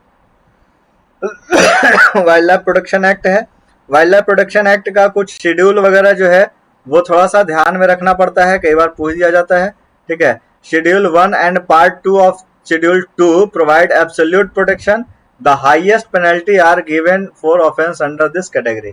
जो हाईएस्ट पेनल्टी जो प्रोवाइड किया जाता है वो शेड्यूल 1 और पार्ट 2, शेड्यूल 2 का पार्ट 2 और शेड्यूल 1 के तहत किया गया कोई भी जो दिया गया एब्सोल्यूट प्रोटेक्शन होता है, और इसके तहत पेनल्टीज जो होता है वो सबसे मैक्सिमम मिलता है। Eco sensitive zone, eco sensitive zone simple सी चीज है, समझ ही रहे होंगे, ठीक है, कि इकोसिस्टम में जो सेंसिटिव एरियाज हैं, ठीक है, उसको हम लोग इको सेंसिटिव जोन्स के नाम से जानते हैं, ठीक है। इसके लिए एक माधव गडगिल कमेटी बना था, ठीक है, और कस्तूरी रंगन कमेटी बैठा था। अगर ये कई बार पूछ दिया जाता है कि कस्तूरी रंगन कमेटी निम्नलिखित में से किस चीज से संबंधित है, या माधव गडगिल कमेटी जो है, ठीक है, ये आपका किस चीज से रिलेटेड है, तो आपको eco sensitive zone in western Ghat जो है, ठीक है, वेस्टर्न घाट का जो इको सेंसिटिव जोन है इससे रिलेटेड है। अगर इको सेंसिटिविटी की बात करें तो सबसे ज्यादा इको सेंसिटिव जो है आपका वही नीलगिरी वाला जो एरिया है, वही सबसे ज्यादा आप कह लीजिए सेंसिटिव कह लीजिए, या फिर कह लीजिए बायोडाइवर्सिटी वाला बात कह लीजिए, वो जो है नीलगिरी वाला जो सेंचुरी है, ठीक है, जो कि आपका वहां पे आसपास में ये क्या नाम था यार, ऊटी, ऊटी जो है, जो एक टूरिस्ट साइट भी है, वो वाला एरिया जो है आपका मोस्ट बायोडाइवर्स वाला एरिया माना जाता है इंडिया में, ठीक है। National wildlife action plan की बात करें तो national wildlife action plan 2002 से 6 के बीच ministry of environment, forest and climate change, ठीक है, इसके द्वारा जारी किया जाता था, मतलब ये एक इनिशिएटिव था, ठीक है, जिसमें कि डिफरेंट मतलब एरिया में उसको कन्वर्ट किया था। इसका एक बार फिगर देखिए आप, ठीक है, ये देखिए internal division of biosphere reserves, ठीक है, कोई भी बायोस्फीयर रिजर्व जो होता है उसका जो रीजन है वो इस प्रकार से डिफाइंड होता है। सबसे अंदर वाला जो होता है वो कोर जोन होता है, ठीक है, एक कोर जोन के अंदर एक मॉनिटरिंग जोन होता है जहां पे सारी चीजों को मॉनिटर किया जाता है, ठीक है। उसके ऊपर बाहर में कोर जोन होता है। कोर जोन तक किसी भी प्रकार का कोई भी वस्तु, किसी भी व्यक्ति का मतलब आवागमन बिल्कुल जो है वो कोर जोन में अवरुद्ध होता है, कोई नहीं जा सकता है, ठीक है। इसके आगे अगर आते हैं तो रिसर्च जोन होता है। रिसर्च जोन के अंतर्गत आपका एजुकेशनल एक्टिविटी, अलाउड होता है, ठीक है। और कुछ कुछ इन्वॉल्वमेंट ऑफ ह्यूमन सेटलमेंट भी यहाँ पे आपको देखने के लिए मिलता है, ठीक है, जिसको कि हम लोग बफर जोन बोलते हैं, ठीक है। इस बफर जोन के अंतर्गत आपका टीचिंग रिलेटेड मतलब एजुकेशनल पॉइंट ऑफ व्यू से चीजें अलाउड होती हैं, रिसर्च पॉइंट ऑफ व्यू से अलाउड होती है, और कुछ मतलब आपका हैबिटेशन भी मतलब ह्यूमन सेटलमेंट भी देखने के लिए मिलता है, ठीक है। उसके बाहर आता है ट्रांजिशन जोन, मतलब मेनलैंड और इस बायोडाइवर्सिटी एरिया को मतलब जो एक तरीके से कहिए उसका जो बीच का बाउंड्री का काम जो करता है यही ट्रांजिशन जोन करता है, ठीक है। इस ट्रांजिशन जोन में आपको ह्यूमन सेटलमेंट, सॉरी थोड़ा सा यहाँ पे मिस्टेक हो गया, बफर जोन में जो है वो ह्यूमन सेटलमेंट नहीं मिलेगा, ठीक है। बफर जोन में सिर्फ आप एजुकेशनल एक्टिविटी के लिए, ठीक है, और रिसर्च के लिए काम कर सकते हैं, ठीक है। ह्यूमन सेटलमेंट नहीं मिलेगा, ह्यूमन सेटलमेंट आपको ट्रांजिशन जोन में मिलेगा, ठीक है। इसको थोड़ा सा क्लियर कर लीजिएगा, ठीक है। ह्यूमन सेटलमेंट जो है वो कई बार क्या होता है आपका यही बफर जोन में, सॉरी ट्रांजिशन जोन में देखने के लिए मिलता है, ठीक है। यहीं पे कुछ कुछ कम्युनिटी वगैरह भी बना दिया जाता है, ठीक है। और कम्युनिटी वो सारा चीज जो है वो देखेंगे बाद में। हालांकि ये सब जो एरिया होता है ये भी प्रोटेक्टेड ही होता है। इस प्रकार का जो खास करके जो जंगली एरिया होता है इसमें जैसे कि ये जो सेटलमेंट जो होता है इसमें मोस्टली जगह पे देखा जाता है कि जो ट्राइबल पीपल्स वगैरह हैं वो यहाँ पे देखने के लिए मिलते हैं। तो और बाकी लोगों का जो ह्यूमन सेटलमेंट है यहाँ पे जैसे स्टेट्स जो है वो क्या है अपना अपना लॉ बना करके रखती हैं कि हाँ इस एरिया में जो है वो कोई जमीन नहीं खरीद सकता है, इस प्रकार का चीजें जो है वो करके रखती है ताकि वहाँ के जो ट्राइबल पीपल्स हैं उनको भी बहुत ज्यादा जो है परेशानी का सामना न करना पड़े कोई बाहर का व्यक्ति आए तो, ठीक है। उसी प्रकार से wild life crime control board है, ठीक है। ये भी एक संस्था है जो कि इंडिया में काम करती है, ठीक है। अब देखिए थोड़ा सा बायोस्फीयर रिजर्व्स के बारे में, ठीक है। तो बायोस्फीयर रिजर्व्स क्या होता है, तो बायोस्फीयर का तो सबसे पहले समझिए उस एरिया उस पर्टिकुलर जोन का बात करेगा जहां पे कि आपका लैंड का एरिया, ठीक है, कुछ आपका एक्वेटिक एरिया, एक्वेटिक का मतलब पानी का एरिया, ठीक है, और एटमॉस्फेयर तो ऑब्वियस ही बात है सब जगह है, ठीक है। मतलब कि कोई ऐसा अगर जगह है जहां पे ऐसे पहाड़ वगैरह है, ठीक है, यहाँ पे एक लेक है, ठीक है, यहाँ पे एक लेक है, ठीक है, और यहाँ पे तो ये वाला जो एरिया है, ठीक है, इस पूरे को जो हम लोग है क्या कह देंगे कि बायोस्फीयर है ये, ठीक है। बायोस्फीयर जो होता है वहां पे आपको स्पीसीज का वेरिएशन जो है, स्पीसीज का डाइवर्सिटी जो है वो बहुत ज्यादा देखने के लिए मिलता है। रीजन ये रहता है कि जैसे वहां पे जो आपको जलीय जीव जो है जल में पाए जाने वाले जीव जंतु भी मिल जाएंगे, आपको स्थल पे पाए जाने वाले जीव जंतु मिल जाएंगे, और खास करके वहां पे अगर फॉरेस्ट का एरिया रहा तब तो और ज्यादा वो क्या हो जाता है एक मतलब एक तरीके से हॉटस्पॉट का बात काम करता है।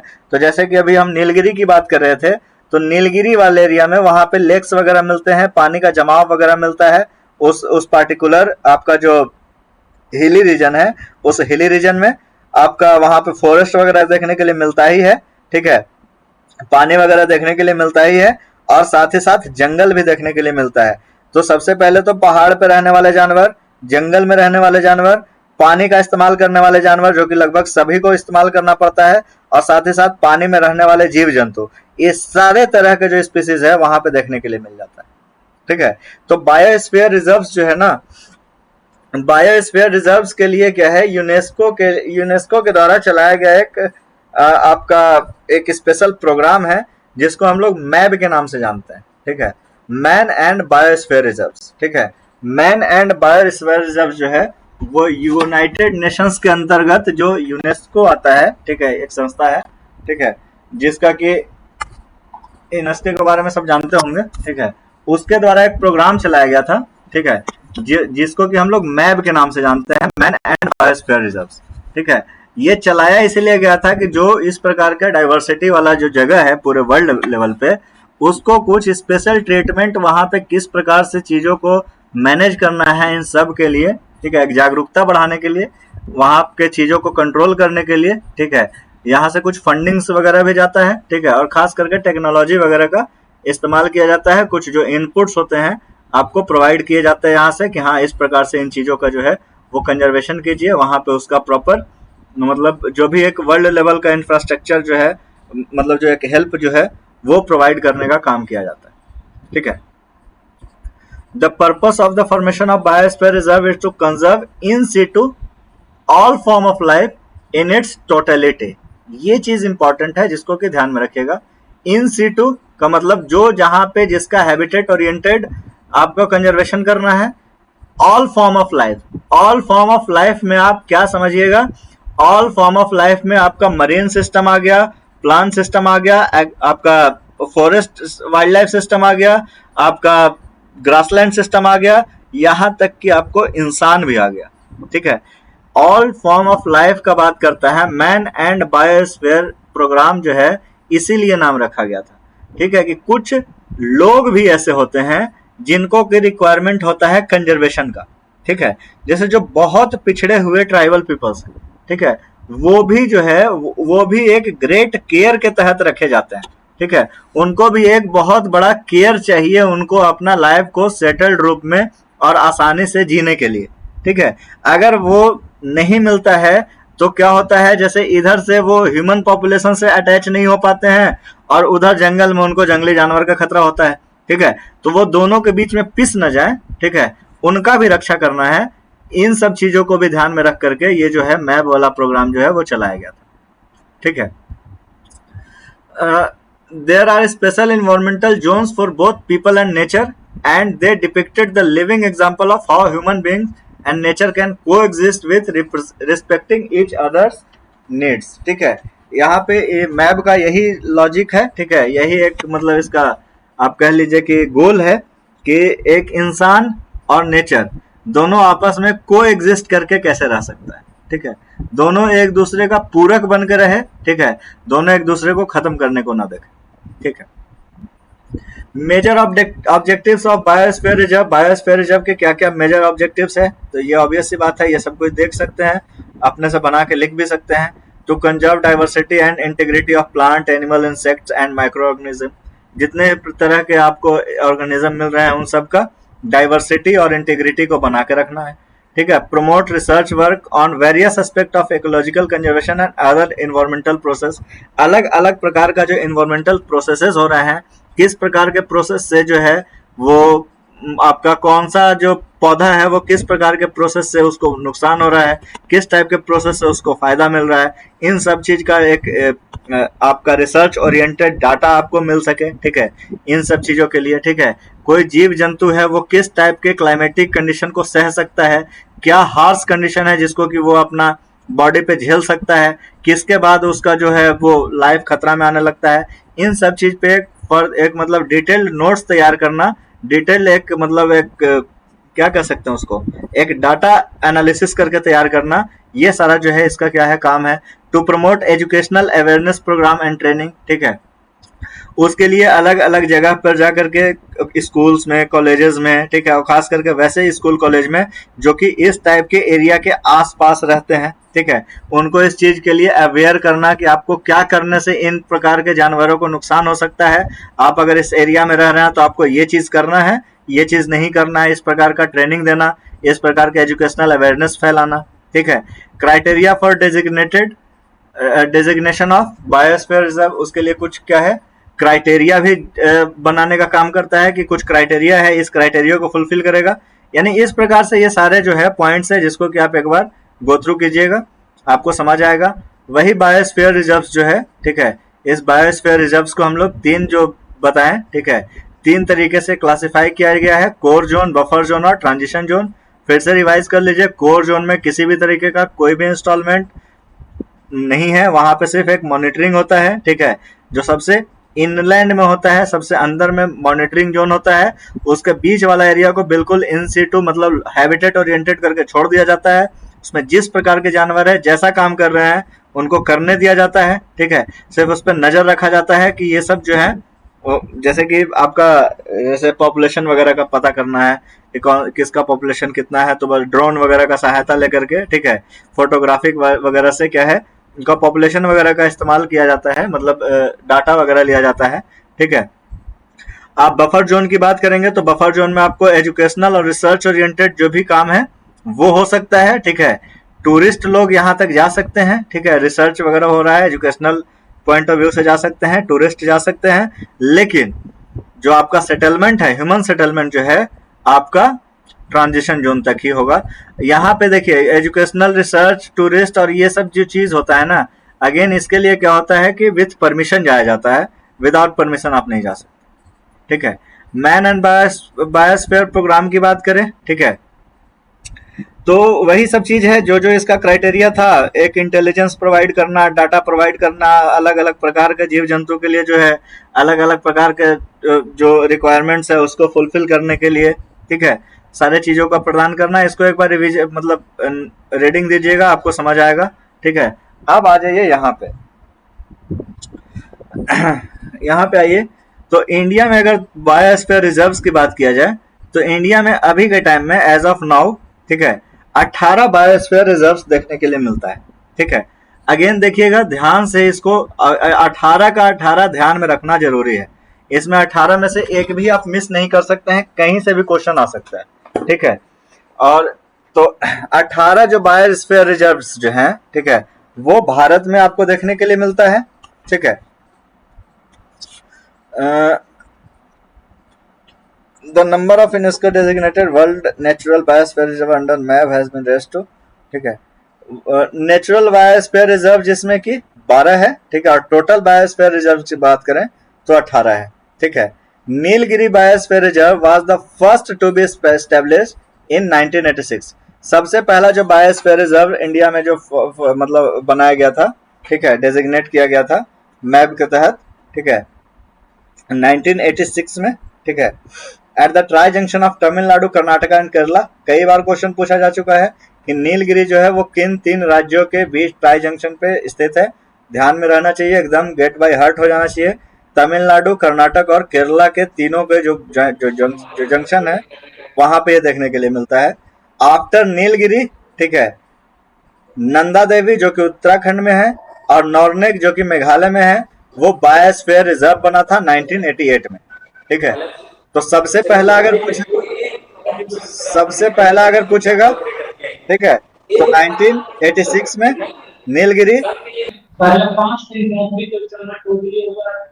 आवाज आ रहा भाई, किनका आवाज आ रहा है?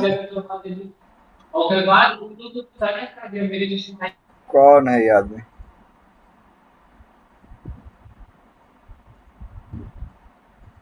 चलिए ठीक है, नहीं आ रहा।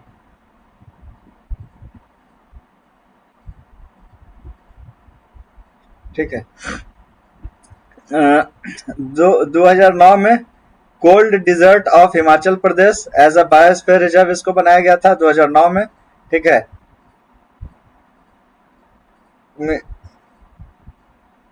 Ministry of environment, forest and climate change designated Seshachalam hills जो कि आपको आंध्र प्रदेश में देखने के लिए मिलता है। ये 17वां बायोस्फीयर रिजर्व बना था। ठीक है।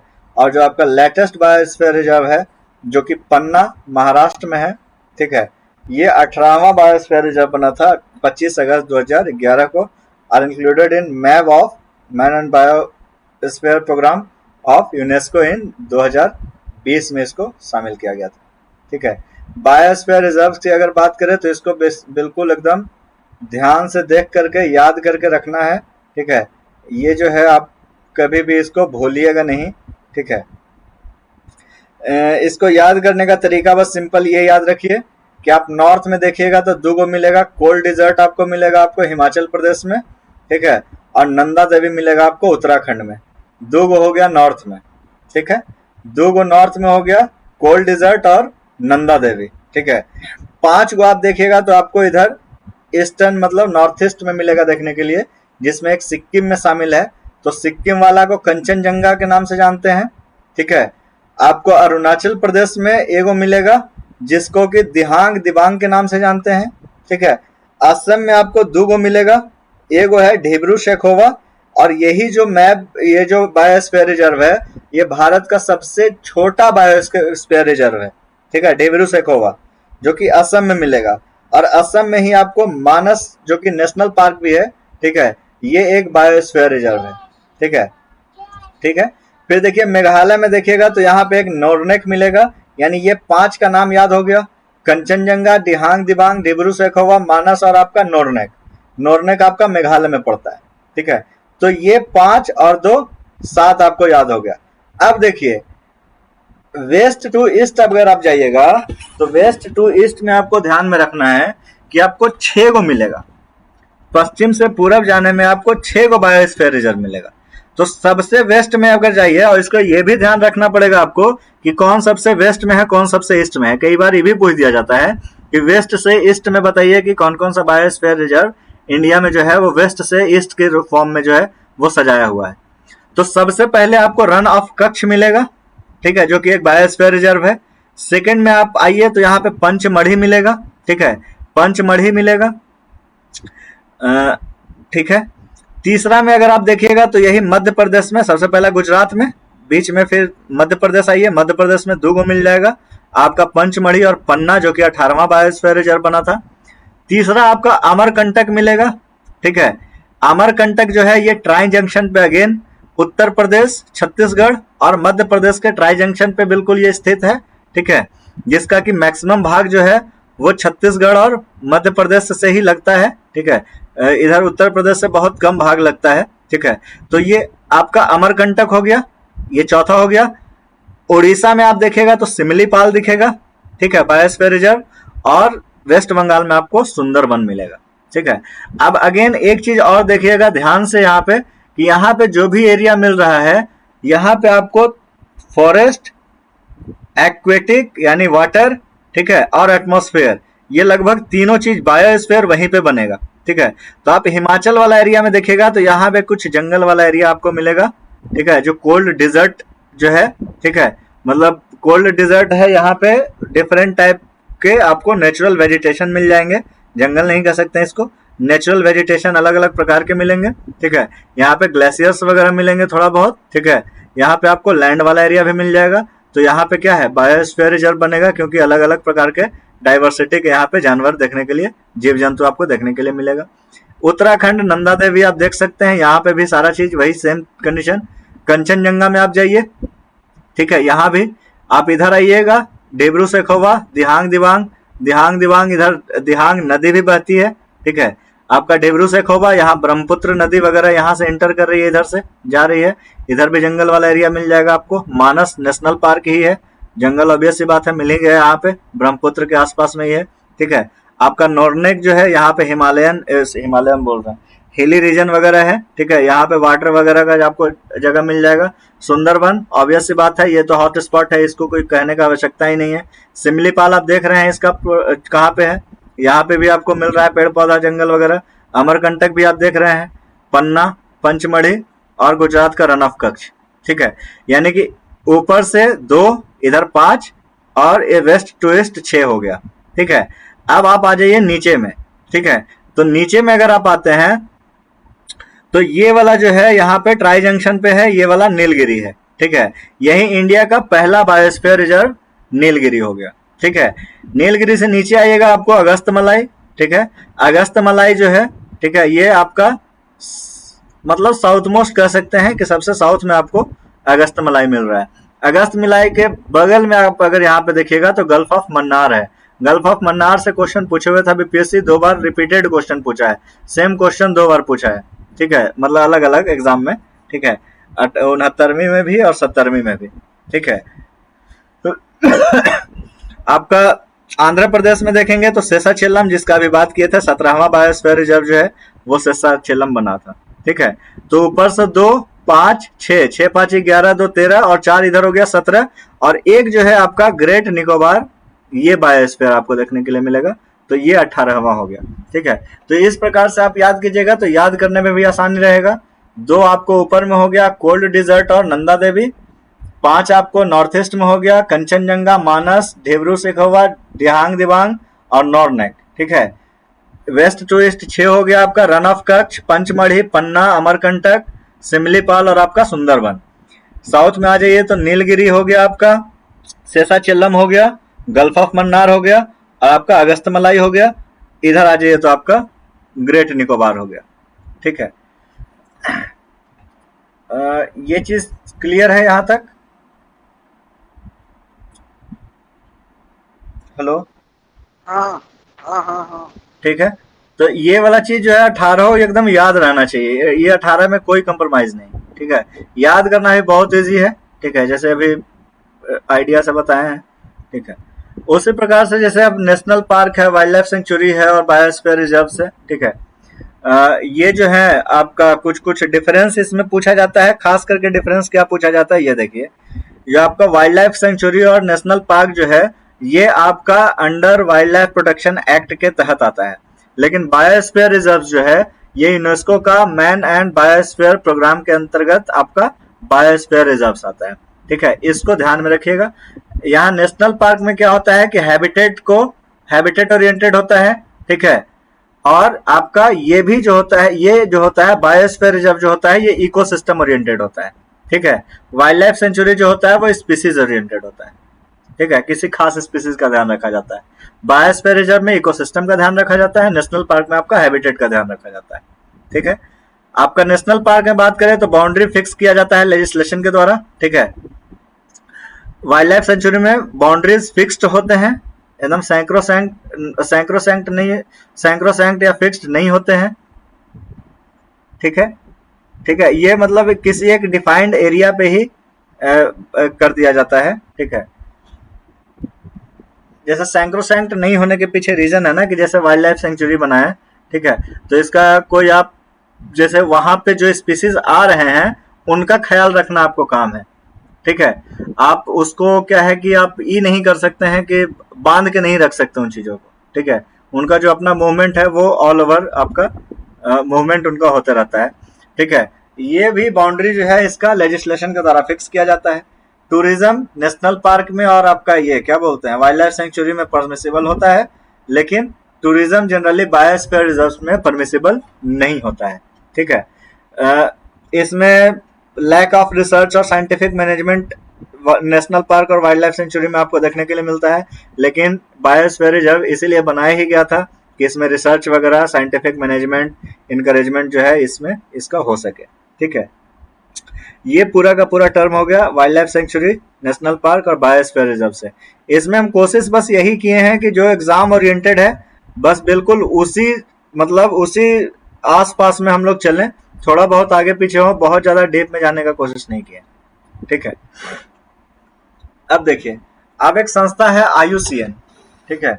इसको फुल फॉर्म के रूप में हम लोग जानते हैं international union for conservation of nature, ठीक है।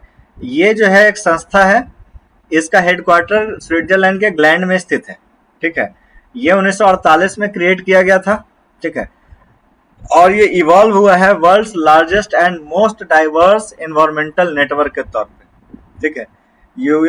IUCN जो है ये दुनिया का सबसे डाइवर्स जो है एनवायरमेंटल नेटवर्क के तौर पे ये क्या है विकसित हुआ है, ठीक है।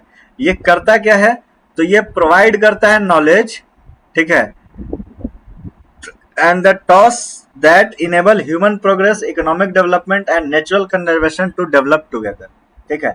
IUCN जो डेवलप हुआ है, ठीक है, ये जो एक वाइडर नेटवर्क बनाया है अपना, ठीक है, इसका मेन पर्पस क्या है कि इकोनॉमिक डेवलपमेंट, ह्यूमन प्रोग्रेस और नेचुरल कंजर्वेशन, इन सब चीजों को समन्वय के रूप से क्या है मिला करके आगे मूव करने के लिए, ठीक है, कि जो ह्यूमन हिस्ट्री है वो बिल्कुल ऐसा ना करे कि जैसे वाइल्ड लाइफ भी क्या है एक तरीके से रिसोर्स है, ठीक है। तो वाइल्ड लाइफ रिसोर्स है तो उसका ऐसा भी नहीं होना चाहिए कि उसका बिल्कुल आप इस्तेमाल ही नहीं करेंगे। अगर आप इस्तेमाल नहीं करेंगे तो आपका डेवलपमेंट में क्या आएगा, थोड़ा बहुत तो बाधा आएगा ही आएगा, ठीक है। आपका इकोनॉमी में कुछ ना कुछ उससे इफेक्ट पड़ेगा। आपका हेल्थ वगैरह जो है, जैसे बहुत सारे पेड़ पौधे हैं, बहुत सारे ऐसे आयुर्वेदिक जड़ी बूटियां हैं, ठीक है, जिससे कि दवाएं बन रही हैं। अब बिल्कुल आप अगर मना कर दीजिएगा कि नहीं फॉरेस्ट में किसी को जाना ही नहीं है, ठीक है, आप कुछ कर ही नहीं सकते हैं, तो क्या होगा, उससे बहुत सारा चीज जो है वो प्रभावित होगा। जो बहुत अच्छा चीज मिल सकता था हमको उससे, ठीक है, एक नेचुरल रिसोर्स से, ठीक है, एक मतलब प्लांट्स वगैरह से या किसी भी तरीके से, ठीक है, तो वो चीज जो है हमको नहीं मिल पाएगा, तो उससे वंचित भी नहीं रहना है, ठीक है।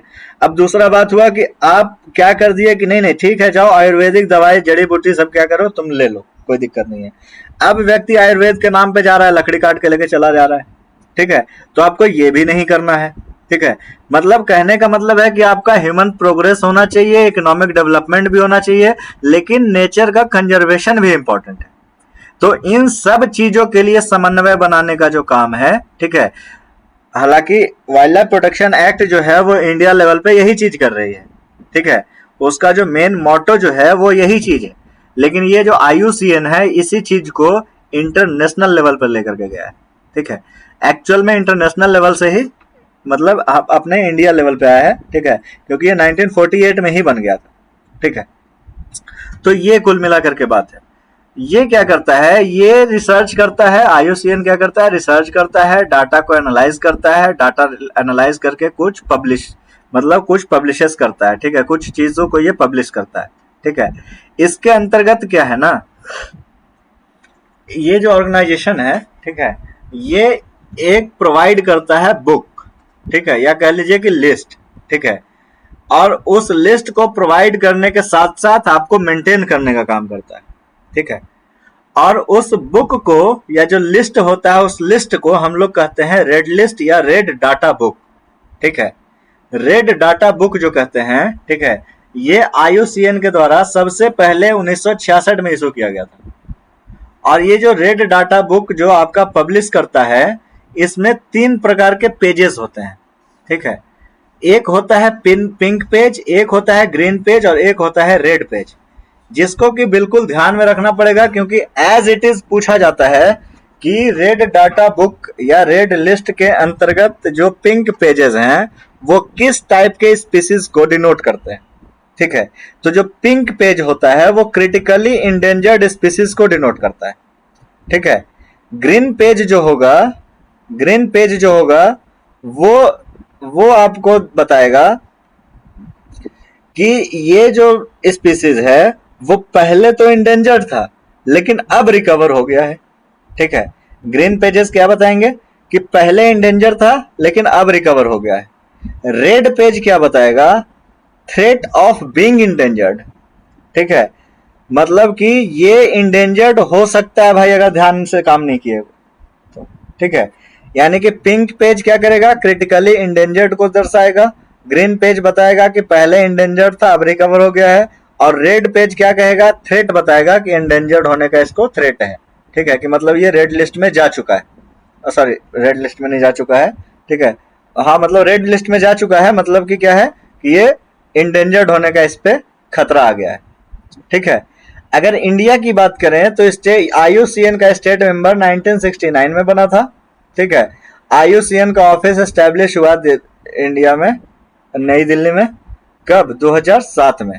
तो ये इंडियन गवर्नमेंट का एक मतलब क्या कहते हैं स्पीसीज के प्रति एक प्रतिबद्धता दिखाता है, ठीक है, कि इंडियन गवर्नमेंट कितना ज्यादा इन सब चीजों को लेकर के मतलब एक्टिवली काम की है, कि 1969 में मेंबर बनने के बाद मात्र कुछ सालों के बाद 2007 में जो है मतलब न्यू दिल्ली में अपना एक ऑफिस एस्टेब्लिश कर लिया इंडिया, ठीक है। अब इसको जैसे भी समझना समझ लीजिए, ठीक है। IUCN के तहत जो क्लासिफिकेशन होता है, IUCN के तहत सारे स्पीसीज का जो क्लासिफिकेशन है इसको बस ध्यान से देखिएगा, ठीक है, इसको समझने का कोशिश कीजिएगा। सारे स्पीसीज को यहाँ पे रखे हैं, ठीक है, जो सारे स्पीसीज जो कुल मिला के जितने भी स्पीसीज देखने के लिए मिलेंगे हमको वो ऑल स्पीसीज को यहाँ पे रखा हुआ है, ठीक है। ये ऑल स्पीसीज जो हैं, ये जो ऑल स्पीसीज हैं, इन ऑल स्पीसीज को 2 भागों में बांटा है सबसे पहले, ठीक है। सबसे पहले इन ऑल स्पीसीज को 2 भागों में बांटा है, ठीक है, जिनको कि इवेल्युएट किया गया है, ठीक है। सबसे पहले किनको, जिनको कि इवेल्युएट किया गया है, और दूसरा जिनको कि इवेल्युएट नहीं किया गया है, ठीक है। एक मिनट, नहीं क्यों चलते हो भाई, ठीक है। एक सबसे पहला क्या है कि जिनका कि एवोल्यूशन हुआ है, और दूसरा जिनका एवोल्यूशन नहीं हुआ। जैसे कि जितना भी अब विश्व में जितने ज्यादा स्पीसीज हैं, इतने सारे स्पीसीज हैं, सबका एवोल्यूशन तो संभव है ही नहीं, ठीक है। तो उसमें बहुत सारे स्पीसीज ऐसे भी रह जाते हैं जिनका कि एवोल्यूशन हुआ ही नहीं है, तो उनको नॉट एवोल्यूटेड के लिस्ट में डाल दिया, ठीक है। मतलब नॉट एवोल्यूटेड के लिस्ट में क्या डाल दिया कि जो इसमें नहीं है वो सब के सब बाकी जो है वो नॉट एवोल्यूटेड में आ जाएंगे। इवेल्युएट जिनको किया है जिनको इवेल्युएट किया गया है, मतलब जिनके बारे में तो हमको जानकारी तो है, ठीक है, लेकिन उनके बारे में हमारे पास सफिशिएंट डाटा नहीं मौजूद है। मतलब किसी एक स्पीसीज के बारे में हम जान रहे हैं, IUCN जान रही है, ठीक है, लेकिन उसके बारे में आपको डाटा ही नहीं पता है कि ये कितना है, नहीं है, क्या है, इसका क्या क्लाइमेटिक कंडीशन है, किस प्रकार से जिंदा रहता है, क्या रहता है, ये कुछ आपको डाटा ही नहीं पता है, ठीक है, कितना इसका स्पीसीज बता हुआ है, कितना इसका जेनेटिक वेरिएशन है, ये कुछ आपको पता ही नहीं है। तो जब नहीं पता है तो उसको हम लोग डाटा डिफिशियंट के कैटेगरी में डाल देते हैं। ऐसे स्पीसीज जिनका की जानकारी तो है, पता है कि ये स्पीसीज होते हैं, पर उनके बारे उनका डाटा हमारे पास अवेलेबल नहीं है, ठीक है, इवेल्युएटेड के कैटेगरी में। और दूसरा जिनके पास, जिनका की डाटा हमारे पास सफिशिएंट है, ठीक है, तो ये दो तरीके से क्लासिफिकेशन हो गया।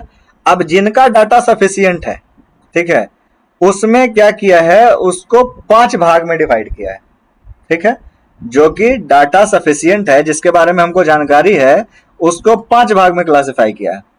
सबसे पहला है नियर थ्रेटेंड, ठीक है, जो कि बहुत जल्दी थ्रेटेंड होने वाला है, हुआ नहीं है, ठीक है।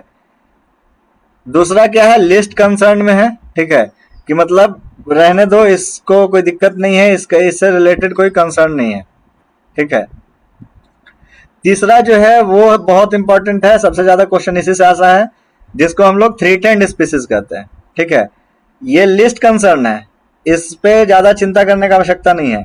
ये जो सबसे पहला था वो नियर थ्रेटेंड था, मतलब थ्रेटेंड हुआ नहीं है, लेकिन थ्रेटेंड हो सकता है कुछ दिनों में चल के, ठीक है। तीसरा जो है वो थ्रेटेंड का ही है, ठीक है, तीसरा जो है वो थ्रेटेंड का है, ठीक है, कि ये सब जो है भाई इसका थ्रेट है, ठीक है। थ्रेट किन किन चीजों का है, तो थ्रेट 3 तरीके से हो सकता है, उसका बात करेंगे, ठीक है। थ्रेटेंड के बाद चौथा जो क्लासिफिकेशन किया है, एक्सटेंट इन द फॉरेस्ट, ठीक है, ये क्या है, फॉरेस्ट में एक्सटेंट है, ठीक है, मतलब फॉरेस्ट में बिल्कुल खत्म ही हो चुके हैं। तो फॉरेस्ट में खत्म हो चुके हैं तो क्या किया जाएगा, तो इसका XC2 कंजर्वेशन किया जाएगा, ठीक है। जो फॉरेस्ट में खत्म हो चुके हैं इनका क्या किया जाएगा, XC2 कंजर्वेशन किया जाएगा।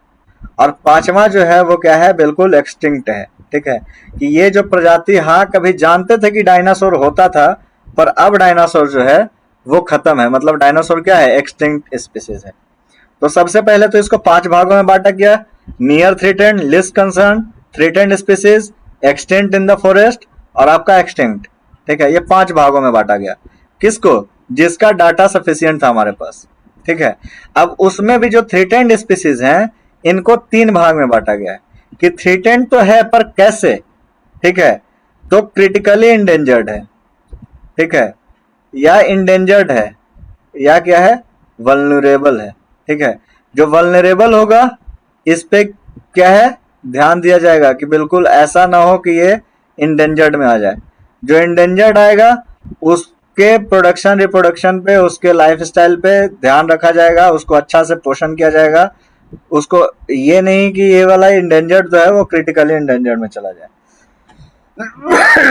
क्योंकि देखिए, जो वल्नरेबल होगा वो आगे चल के इंडेंजर्ड बनेगा, जो इंडेंजर्ड होगा वो आगे चल के क्रिटिकली इंडेंजर्ड बनेगा, और जो क्रिटिकली इंडेंजर्ड होगा आगे चल के एक्सटिंक्ट हो जाएगा फॉरेस्ट में, और जो आगे चल के एक्सटिंक्ट हो जाएगा फॉरेस्ट में उसका फिर क्या हो जाएगा, एक्सटिंक्शन हो जाएगा, ठीक है।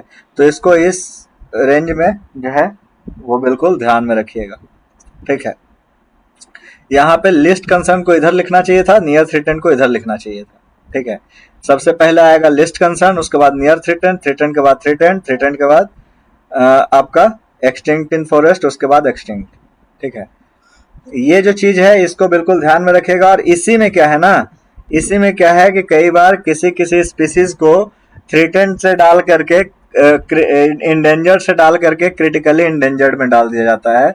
और जब यही चीज किया जाता है तो आपका जो है वो करंट अफेयर्स का जो क्वेश्चन बन जाता है कि बताइए कि ये कौन सा, ये वाला जो पक्षी है इसका क्या नाम है, ठीक है, ये कहाँ पाया जाता है, इस प्रकार का क्वेश्चन पूछ दिया जाता है।